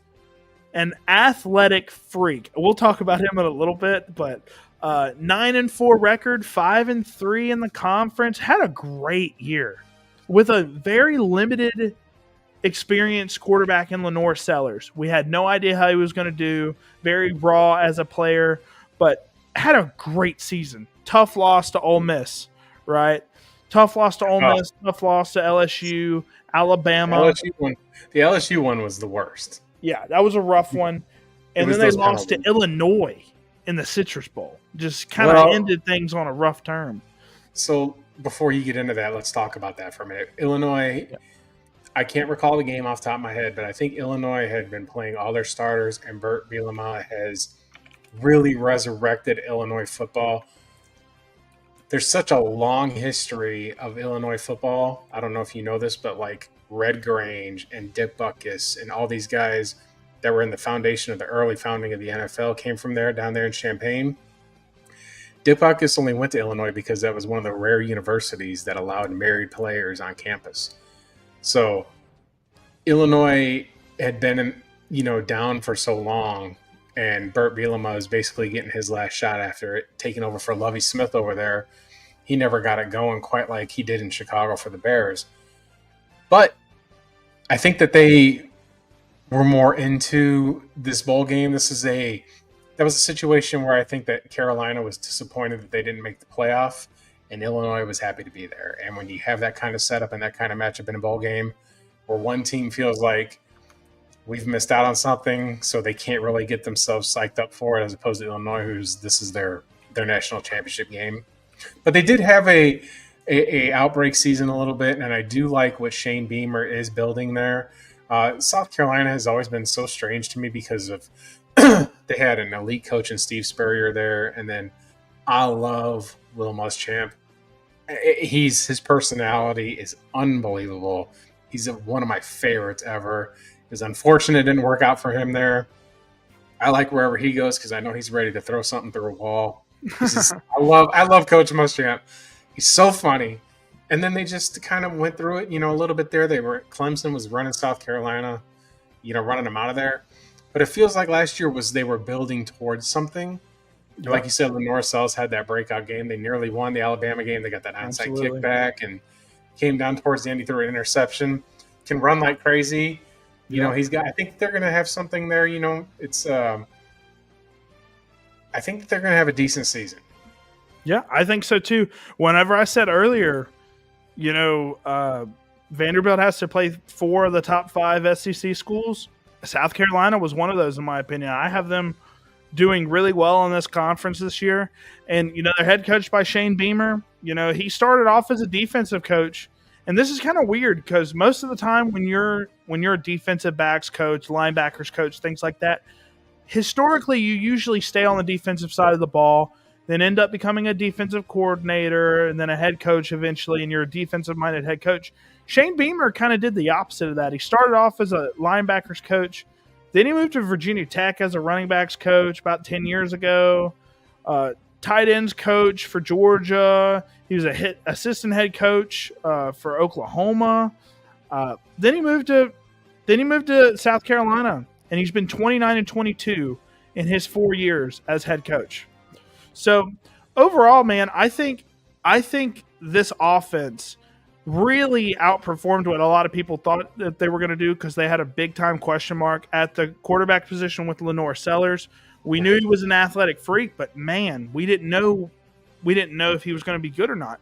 They ended up being the 47th ranked offense in terms of points per game, which is very respectable, especially in the SEC where you're playing elite defenses all the time. 75th passing offense. Obviously, with Raheem Sanders last year, they wanted to run the ball a ton, and they did. That's what ended up with them being the 35th rushing offense, which very solid. Raheem Sanders was killing it last year. They run a multiple pro-style offense. They run a lot of different formations, shotgun under center. They're very balanced in terms of pass and rush, but they're normally a run first. So you'll probably see a 60-40 split, 55 to 60% run, 45 to 40% pass. They got a Heisman contending quarterback in Lenore Sellers. very pro-ready in terms of his tools, his sidearm, his out-of-pocket ability. He can stand in the pocket as well. He's got the size. He's got the speed as well. Maybe not, Lamar Jackson speed, but very respectable speed, kind of like Jaden Daniels type of speed. They have 11 returning starters. And Danny, he was talking about Nick Harbor. We're going to talk about him more in a minute, but he is ridiculous. He just has to translate it onto an NFL field. And if he does, everybody on the defense is screwed. But yeah, he's the 99 overall speed in the college football game last year. And for good reason. So you see Raheem Sanders just bulldozing through. Losing him, I know people are like, he didn't get drafted. Oh, here's some Lenore Sellers. Look at that. Look at that. Thank you. Break some ankles. He turns that into a what? He turns that into a 30-yard gain. Look at this. Offensive line breaks down, gets interior pressure. That's exactly what you don't want to happen. You want the pressure to come in from the edges, not from the center as your quarterback. You'd rather want to step up into a clean pocket and throw a strike. He can't do that. So what does he do? Evades number 11's tackle. This is Clemson, guys. This isn't just some random school. Look at that. Some good time speed. He's projected around a 4 or 5 speed, but beautiful play from Lenore Sellers there. And then here's Raheem Sanders. Some sweet feet. He's like 230 pounds. Sweet feet. Look at those quick cuts. And then he's able to get 3 or 4 yards. I know that didn't look pretty, guys, from Raheem Sanders, but he was a pivotal part of this offense last year. And he's just insane. Raheem Sanders, I have him as like a very big-time sleeper for the Los Angeles Chargers because I think he makes the team. And once Najee Harris is out of there after this season, I think he's going to be the RB2 there, and he's going to make some good things happen. But let's go ahead and move on to the rest of the offense here. Head coached by Mike Shula, long tenured coach. I mean, he's been coaching since I think the early 90s. He's had some offensive coordinating stints in the NFL. He's head coached in the NFL. I mean, he's done everything under the sun. Coached Alabama. He coached Alabama. Oh, what, early 2000, right? Nick Saban replaced him. Well, he was like 2006 to 2003 to 2007-ish. Something like that. Is that right? Yeah. So he's a coach that loves to run the football. He loves to chew the clock. A lot of big-time, just 12 personnel looks. But he's kind of adapted it a little bit. You got to change your offense up a little bit to fit your formation and your skill sets of your players. But he's got some running back transfers that are coming in. Rashul Faison out of Utah State. I watched a lot of Jalen Royals film last year, and I saw him constantly running the ball, and he definitely impressed me. Over 1,100 yards and 8 touchdowns at Utah State. They were a horrible offense for the most part, but he was one of the bright spots on that team. But, man, they got a freakishly athletic wide receiver room, and it all starts with Nick Harbor. Nick Harbor, guys, 6'5", 235 pounds. Yeah. He is projected. He's been clocked at a 4.2440 in track. He's been clocked at a 4.24 laser timed 40 at 6'5", 235 pounds. I don't know how insane I need to make that sound, but that is like otherworldly. Just so you guys know, Usain Bolt, greatest sprinter, 100-meter sprinter of all time. He's 6'4", 190-ish pounds. Right. Ran around the same 40 time. Just saying. He's 6'5", 40 pounds heavier. That's insane.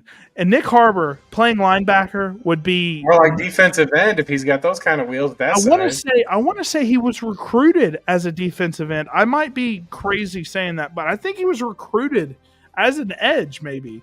I could just be completely making that up, but I want to say I've heard that before. But Nick Harbor, very limited in terms of his football experience. I thought he was an edge recruit, but they end up playing him on the wide receiver position, which makes sense. 6'5", runs super fast, right? He's kind of stiff in all honesty, so maybe, he doesn't have that bend to play edge. So they're like, maybe you can just do quick cuts and stuff. We'll see how he does. If he can translate that speed and athleticism to the NFL field, he's going to break college football. I mean, it's just that simple. But let's talk about some of the other guys they have. They have a former 4-star prospect. He had a respectable freshman season in Mazo Bennett. I think he had 600-ish yards last year. They got Jared Brown as well. And their offensive line, who were pretty solid last year outside of that one Lenore Sellers look, they all 5 are returning. And that's what we love from offensive linemen. The more starts they get, the more experience that they get under the belt. Normally, you get better on the offensive front because they all get more chemistry together. It's just really good to have a experienced offensive front. So you're going to see this is Rashul Faison. And one thing you notice, some lethal elusive moves. This is versus Idaho State, guys. Yeah. What are they? They're a SWAC school, I think. No. No? Are they a MAC school? No, that's a FCS school. FCS? Okay. My bad. But inside zone here, they pull 2 guards. I think they pull the center and the guard there. Boom, boom, cut, spin move, and uses the speed. If you look at that linebacker trying to attack, he just totally misses inside instead of going outside. Hey, that's FCS ball, man. That's FCS ball. But you see some of the speed there. We'll see how he does. Here's Lenore Sellers throwing a strike. That's Nick Harbor there. Here's Nick Harbor again. Okay, whoa. This is 6'5", 4'2", 440. Look how quick that snap down is. Boom. Obviously. He's staring him down, though. Yeah, he's staring him down a little bit there. That's probably his that's his read. And then here is Nick Harbor again. High point the ball, 1 foot inbounds. Hey, that's not a touchdown in pros. That's a touchdown in college. So yeah, these aren't pros yet. So. You see, he's a little awkward as a catcher of the football. You probably noticed that, especially on that hitch route. He almost got blasted from the back, and he almost juggled the catch. He's just going to have to get a little bit more natural as a pass catcher, but when he does, man, if he develops, he's going to be electric. But let's go ahead and move on to the schedule here. That says LSU. I don't know what I'm doing with my titles, guys, but this is clearly South Carolina's schedule here. But I have them going. We both have them going fairly well in this conference. Let's go ahead and get this rolling here. So I have them going 8-4, 5-3 in the conference. It's a tough schedule, man. Yep, that's what it is. I think I got them going this exact same.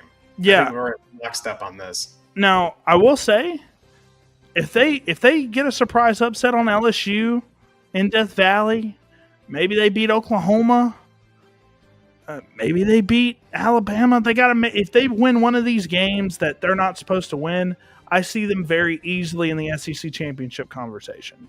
But they're going to have to make some upsets happen. They're going to have to make some Cinderella stories, right? Well, when we're looking at this, South Carolina is an enigma because we've only got one season of great football out of them for what we're looking at for next season, and replacing a running back in that offense obviously does matter. We're going to see if they're able to plug and play. Bob, the image isn't up, but I do have them going 8-4. I think that the LSU game is going to be really tough for them. I think Oklahoma. I'm really high on Oklahoma in this next season, so I think that they lose that game even though it's at home. I still don't think that there's enough experience on that team to beat Alabama, even though the game is home. I mean, and everybody gets up for that game, but they will have just played Oklahoma the week before and then LSU the week before that. So it's going to be a little tough stretch there, even though 2 of those games are home. Dude, they go through the gauntlet, man. They go through the gauntlet from mid-October to mid-November. That month stretch is just going to be just brutal. And then I think,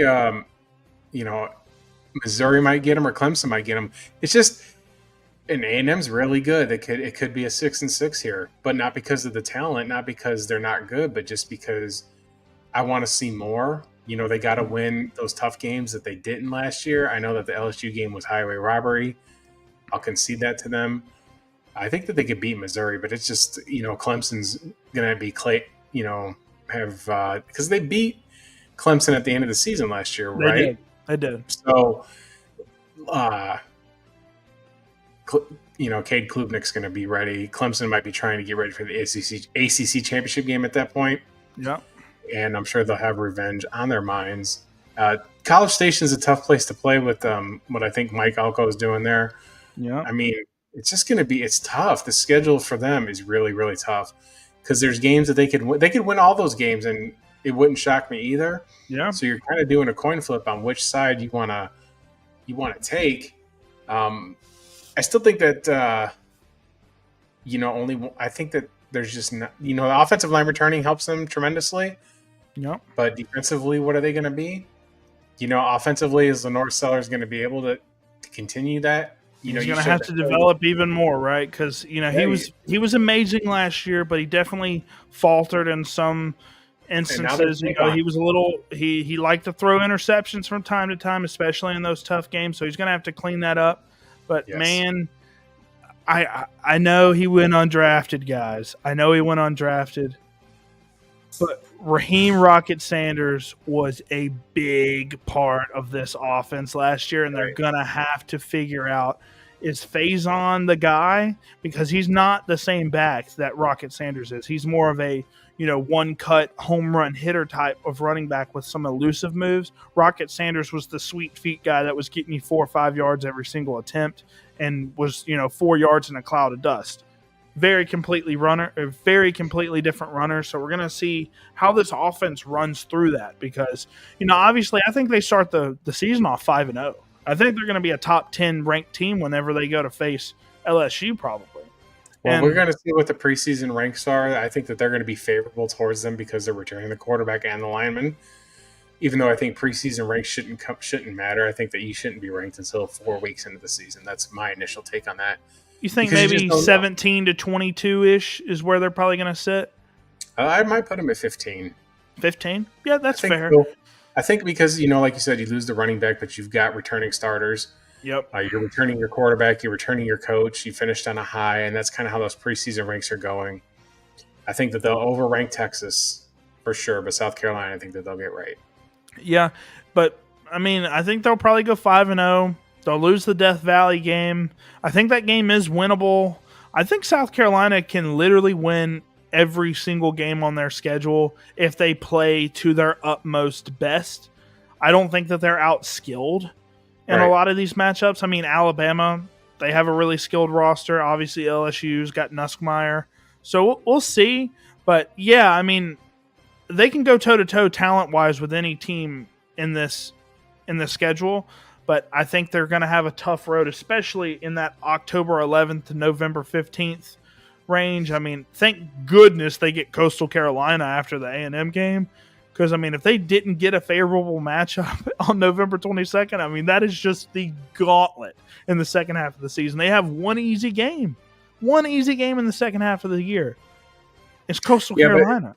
It might hurt them. It might hurt them, though, that they play 2 FCS schools. Well, Coastal's not, but SC State and Coastal aren't exactly your juggernauts there. So they might that could cost them a playoff spot or, poll ranking for, exactly. So for sure, especially if it's not a dominant win, late in the season, your team's beat up.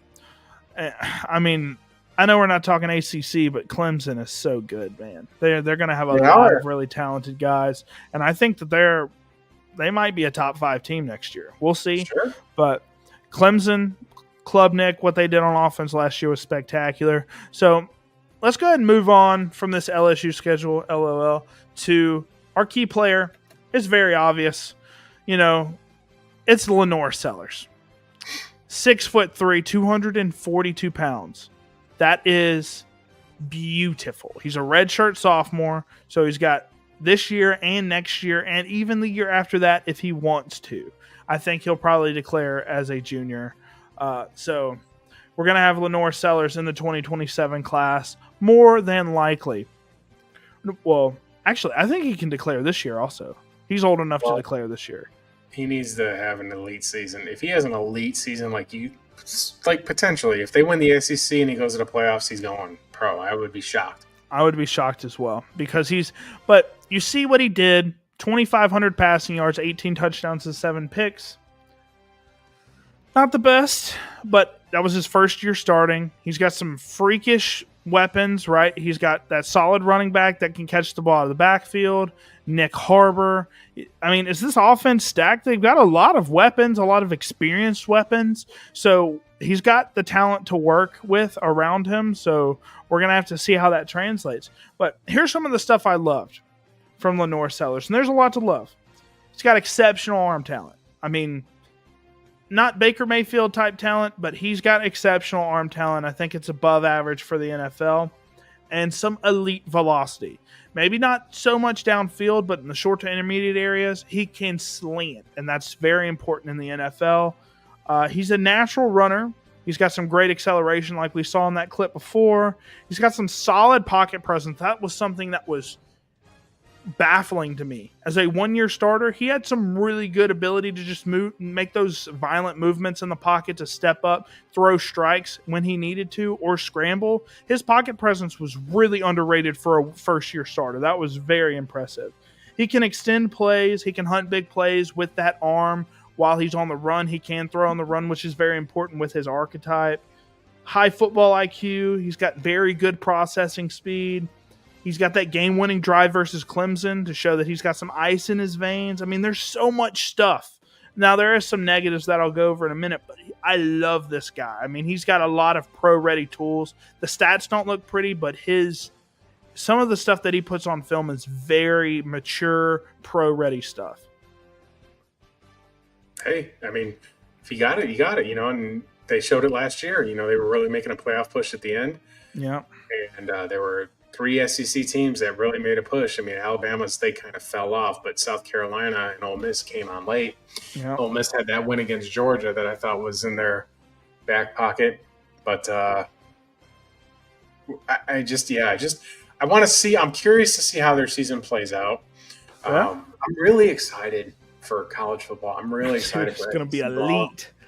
It's even like, I know that the whole joke is with them in the Big Ten, but like, the Big Ten style of football just doesn't translate to me as a football person.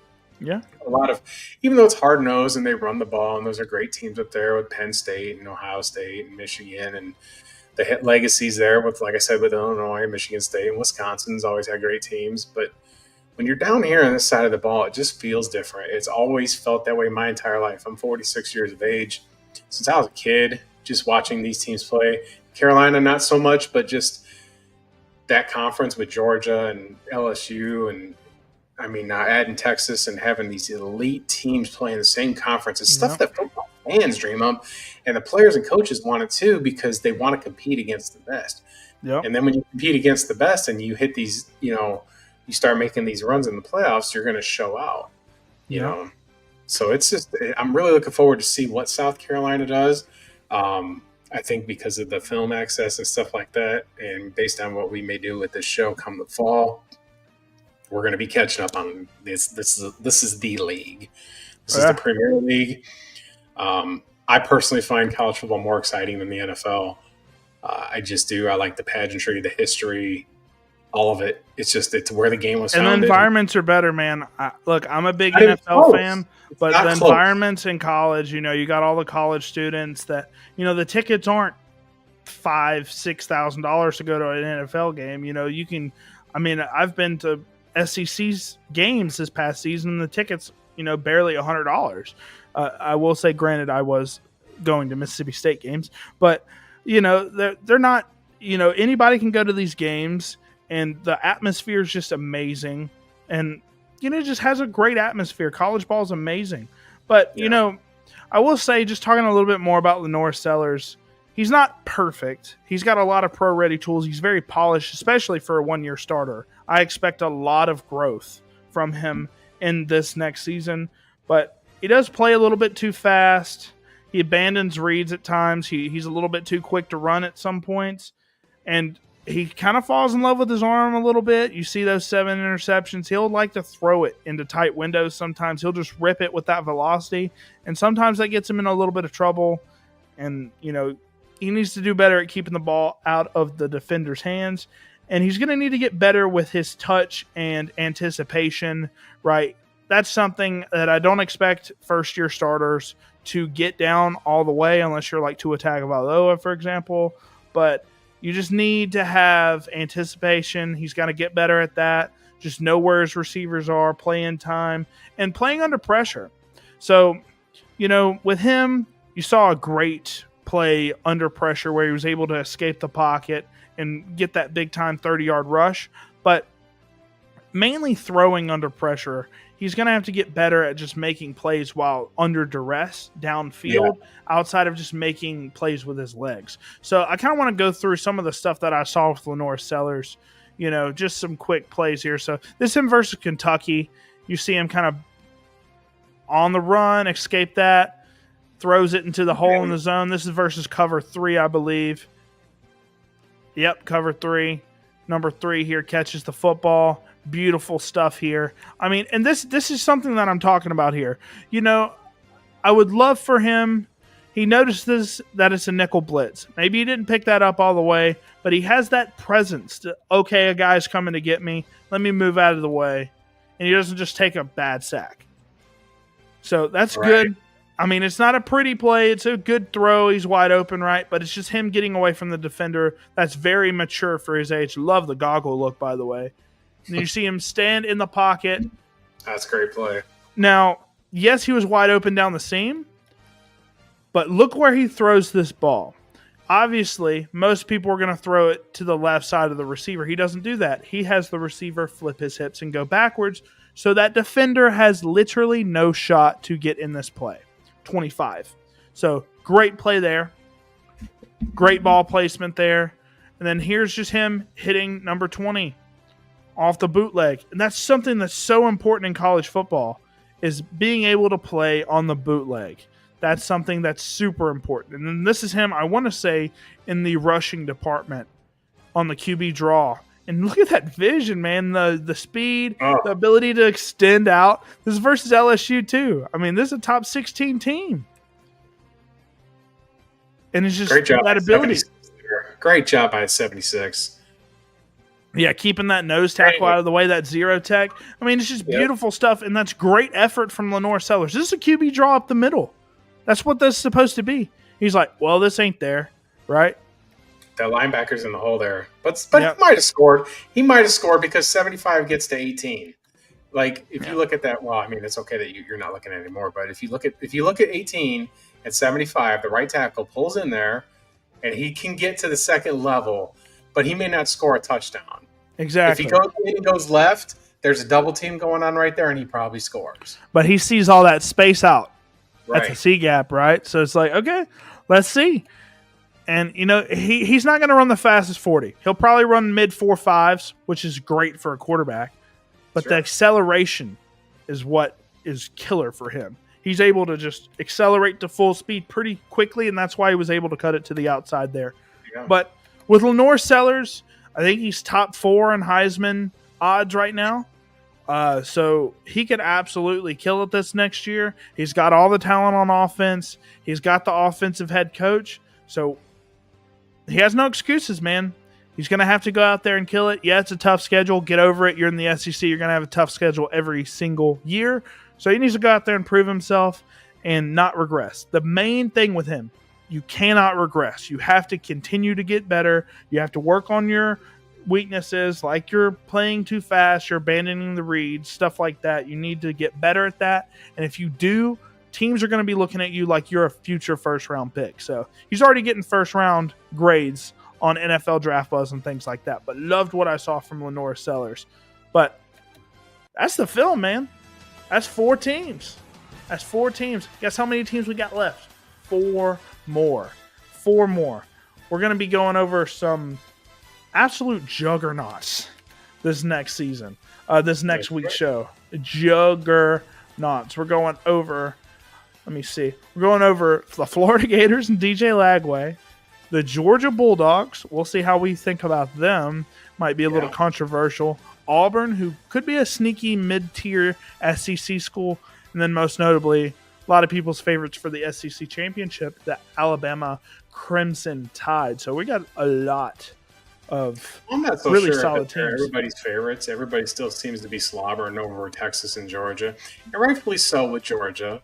Rightfully so with Texas. I'm a little more pumping the brakes on Texas, but Georgia's, a little preview into them next week. I mean, Georgia has a lot of players that they've got to replace.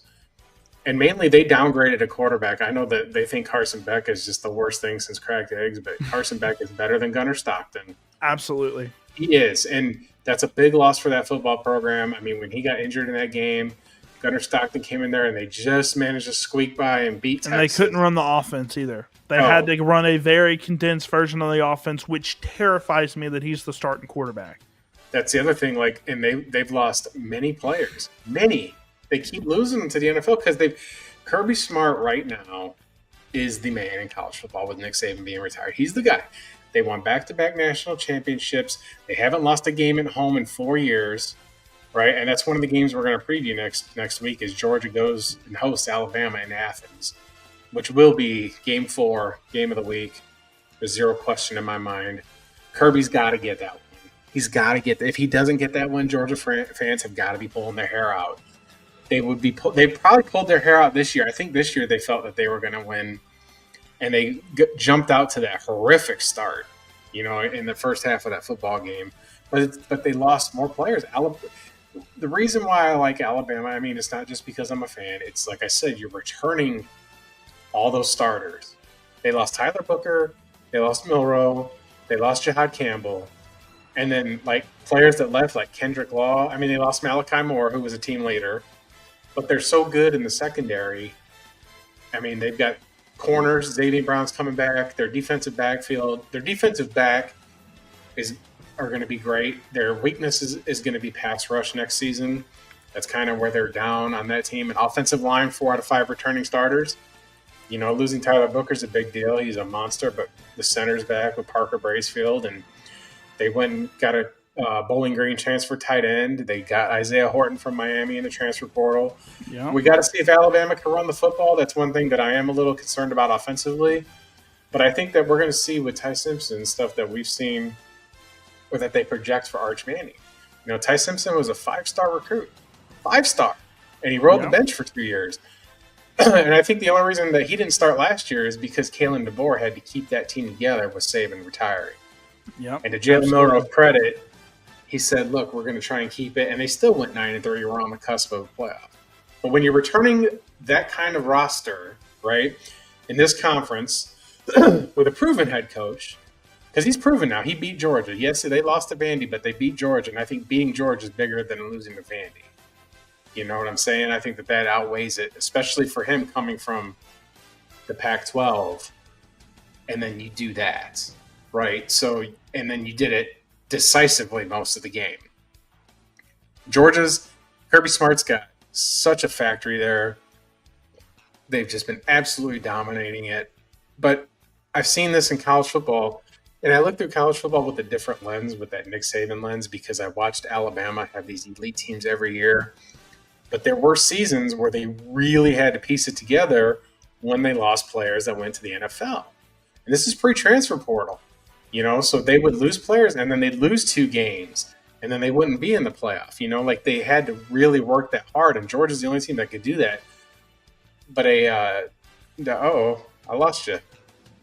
So I guess it's just me. I guess he just lost connection there. But we're going to go ahead and just kind of wrap it up then with that being said. Next week we are going to be previewing Georgia. We're going to be previewing Florida and the Gators and DJ Lagway, like he said. We're going to be previewing the Alabama Crimson Tide with Ty Simpson. And there he is. Must have just dropped out there. I thought you had a blip in your internet, man. My bad. Yeah, I don't know what happened there. That's all right. For a split second. But then lastly, to do a little preview for next week with Auburn, I think that they're in crisis mode. But this week in recruiting, I know you don't follow the recruiting like I do. And Alabama and Georgia have just been raking it, and Florida had a couple get players, and South Carolina's getting players. Everybody's getting players. Texas. But the last week and a half, Alabama got 4 5-star recruits. And then when there's on X when you see the Golf Digest talking about Auburn's golf team and their coach Hugh Freeze is out golfing, Oh yeah, I trolling. saw you repost that the other day. I did, and it's just like, I mean, I'm not an Auburn fan, I never will be, but there's a part of me that says, Jesus, there's got to be somebody that wants to bleed that orange and blue and go down there and have a rabid fan base who loves their team. And it's Make not no like they're a mistake. bad team historically either. They've always No, been right. very solid. It's the same. It's the same thing with. It would be this. It's kind of like the Nebraska, or I don't know how to put it, but they need somebody there that wants to build something there. You know, because it's not hard to recruit there. You've got resources, Yeah. but with I don't know what Hugh Freeze is doing. I don't think he's the right fit. And again, Auburn striking out. Personally, I don't care, but Auburn fans have to be just like he's on the hot seat. He might be coach number 2 to be canned after Stoops, because I don't think Auburn's going to have. They might go 6-6 in my opinion. They downgraded at quarterback, which is a crazy thing to say, from Peyton Thorne. You know, they got that kid from Oklahoma, Jackson Arnold, I think. Yeah, that's a tough but one. they do have great receivers. You're going to like looking at Auburn's receivers on film. Yeah. They do recruit them very well, but it just feels like they can't piece it together consistently. I mean, they ran Bo Nix out of town because of their coaching dive with Coach Harsin, and that was just a bad fit. So there's got to be somebody that wants to go into Auburn, take that job, and absolutely run with it. They got to have somebody bold there that loves Auburn, but I can't think of like a former alumnus, you know, who would do it. Cadillac Williams was a former player and kind of had it going there, but they didn't go with him. He might have been the right fit, but he might not have, because you're doing Division I SEC football with the best of the best, and Auburn plays Georgia and Alabama every year. They're protected opponents. So if you're playing the 2 heavyweights, right, you're going to have to work harder down there on the plains to get it right. But we'll see. I'm looking forward to next week's episode the most, obviously, because we got 3 powerhouses and 1 former powerhouse. You know, Florida's trending up, Georgia's elite, Alabama's elite, and Auburn's just – it almost feels like somebody that had a car accident but recovered but never fully recovered. Yeah. Not physically, but like mentally, and then they're just like, are they ever going to be the same person again? Which Yeah. eventually in the States, they just need, you know, Auburn fans probably need therapy to deal with this, because that seat, it's crazy. Yeah. It's so wild, because it's, like I said, it's not like somewhere else. Like it's, you know, like Auburn feels like Michigan State right now. You know, this is kind of how I would paraphrase it. Just long history. You know, there's history of wins there, critical wins. Auburn's won a championship. You know, in 2010, they won the national championship with Cam Newton. So there's history of winning football in this conference with them, but they just, much to my amusement, have just fumbled the bag over and over and over. And I'm thoroughly enjoying my enemies with Tennessee going down and Auburn going through it. And I hope LSU goes through it again. But I doubt but it, man. They're just such a good program. But that's the other thing. The flip is, like, I respect all those schools and respect their fan bases and their histories, and then it's like you have to respect them when they're successful, because they should be. So you're disappointed in them, but you're still like, yeah, I'm going to shove you in the pool. You know, again, just still going to punk you out and remind you who Daddy is and Big Boy is. And I hope a bunch of Auburn fans and Georgia fans jump on the stream. We're reducing. We were at 19. We're down to 15 viewers. We're right at 2 hours like we always seem to be. Yeah. But it's been good. Do you got anything you want to plug or promote? You know, mainly just this show, man. You know, I see a lot of viewers. You know, next time you guys need to hop in the chat. I know Danny hopped in for a little bit. Shout out to him and his YouTube channel. Man, that dude is like the definition of a grinder. That dude's posting like 10 videos every single day. He's just ridiculous with his output. Is that the one you were showing me off camera? Yeah. He's a guy that I watch fairly regularly. Bro just doesn't stop posting content, man. I love it. Is he college football? He does everything, man. He does NFL, he does HBCU, he does literally everything. I'll have to check it out for sure. Yeah, he just talks ball, man. Nothing crazy, no flashy visuals, just him talking ball, man. So he's very knowledgeable too. So yeah, guys, but thank you guys for watching, and hopefully you guys can hop in the chat next time. Any Dynasty questions you got about any of your Dynasty rosters, we're always here to help you guys. So And don't forget, if you're watching me on X, every day I post my betting picks. They've been free. I've been on a heater with my free picks. On a heater I haven't been able to check since the show aired. I had a CFL game, but I think it got canceled because it still hasn't kicked off. It's 10 o'clock in Saskatchewan today, but which means I'll probably play the game tomorrow. I'm sure of it because there's only 2 games on the books this weekend. So one thing about CFL is like they got 9 teams in the league, so they have multiple bye weeks, and their season's like 19 weeks. Yeah. So it's just real crazy. But this has been a good show since its infancy. Oh, yeah. Like, Elite. we've been talking Dynasty. I mean, you've been putting together all the visuals, all the good stuff. We're going to grow. I know Bobby's got 3 times the subscribers I have. So if you're watching on Bobby's stream, I'd appreciate it if you don't, subscribe to my stuff. Dude, if you're into sports betting, man, this is the guy, man.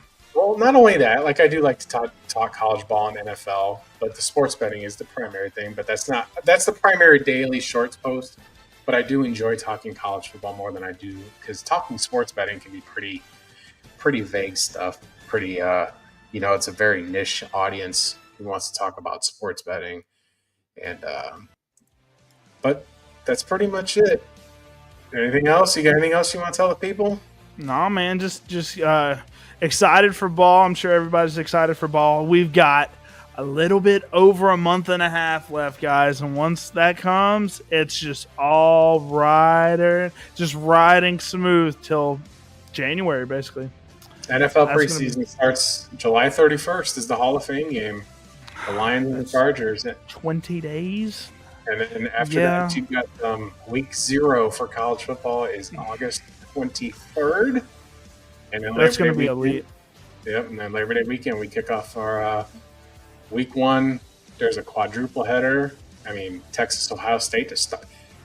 You're putting that game on at big noon. Texas, Ohio State. Then you got Alabama, Florida State. You got LSU at Clemson. And then on Monday night, you got Notre Dame, Miami. So it's just going to be an absolute banger of an opening. Nobody's doing anything. They're just going to be watching football. What a beautiful schedule. So I'm so excited, man. I'm so excited. All right, y'all. And we're going to close it out by saying roll tide and enjoy this little outro video. Y'all take care.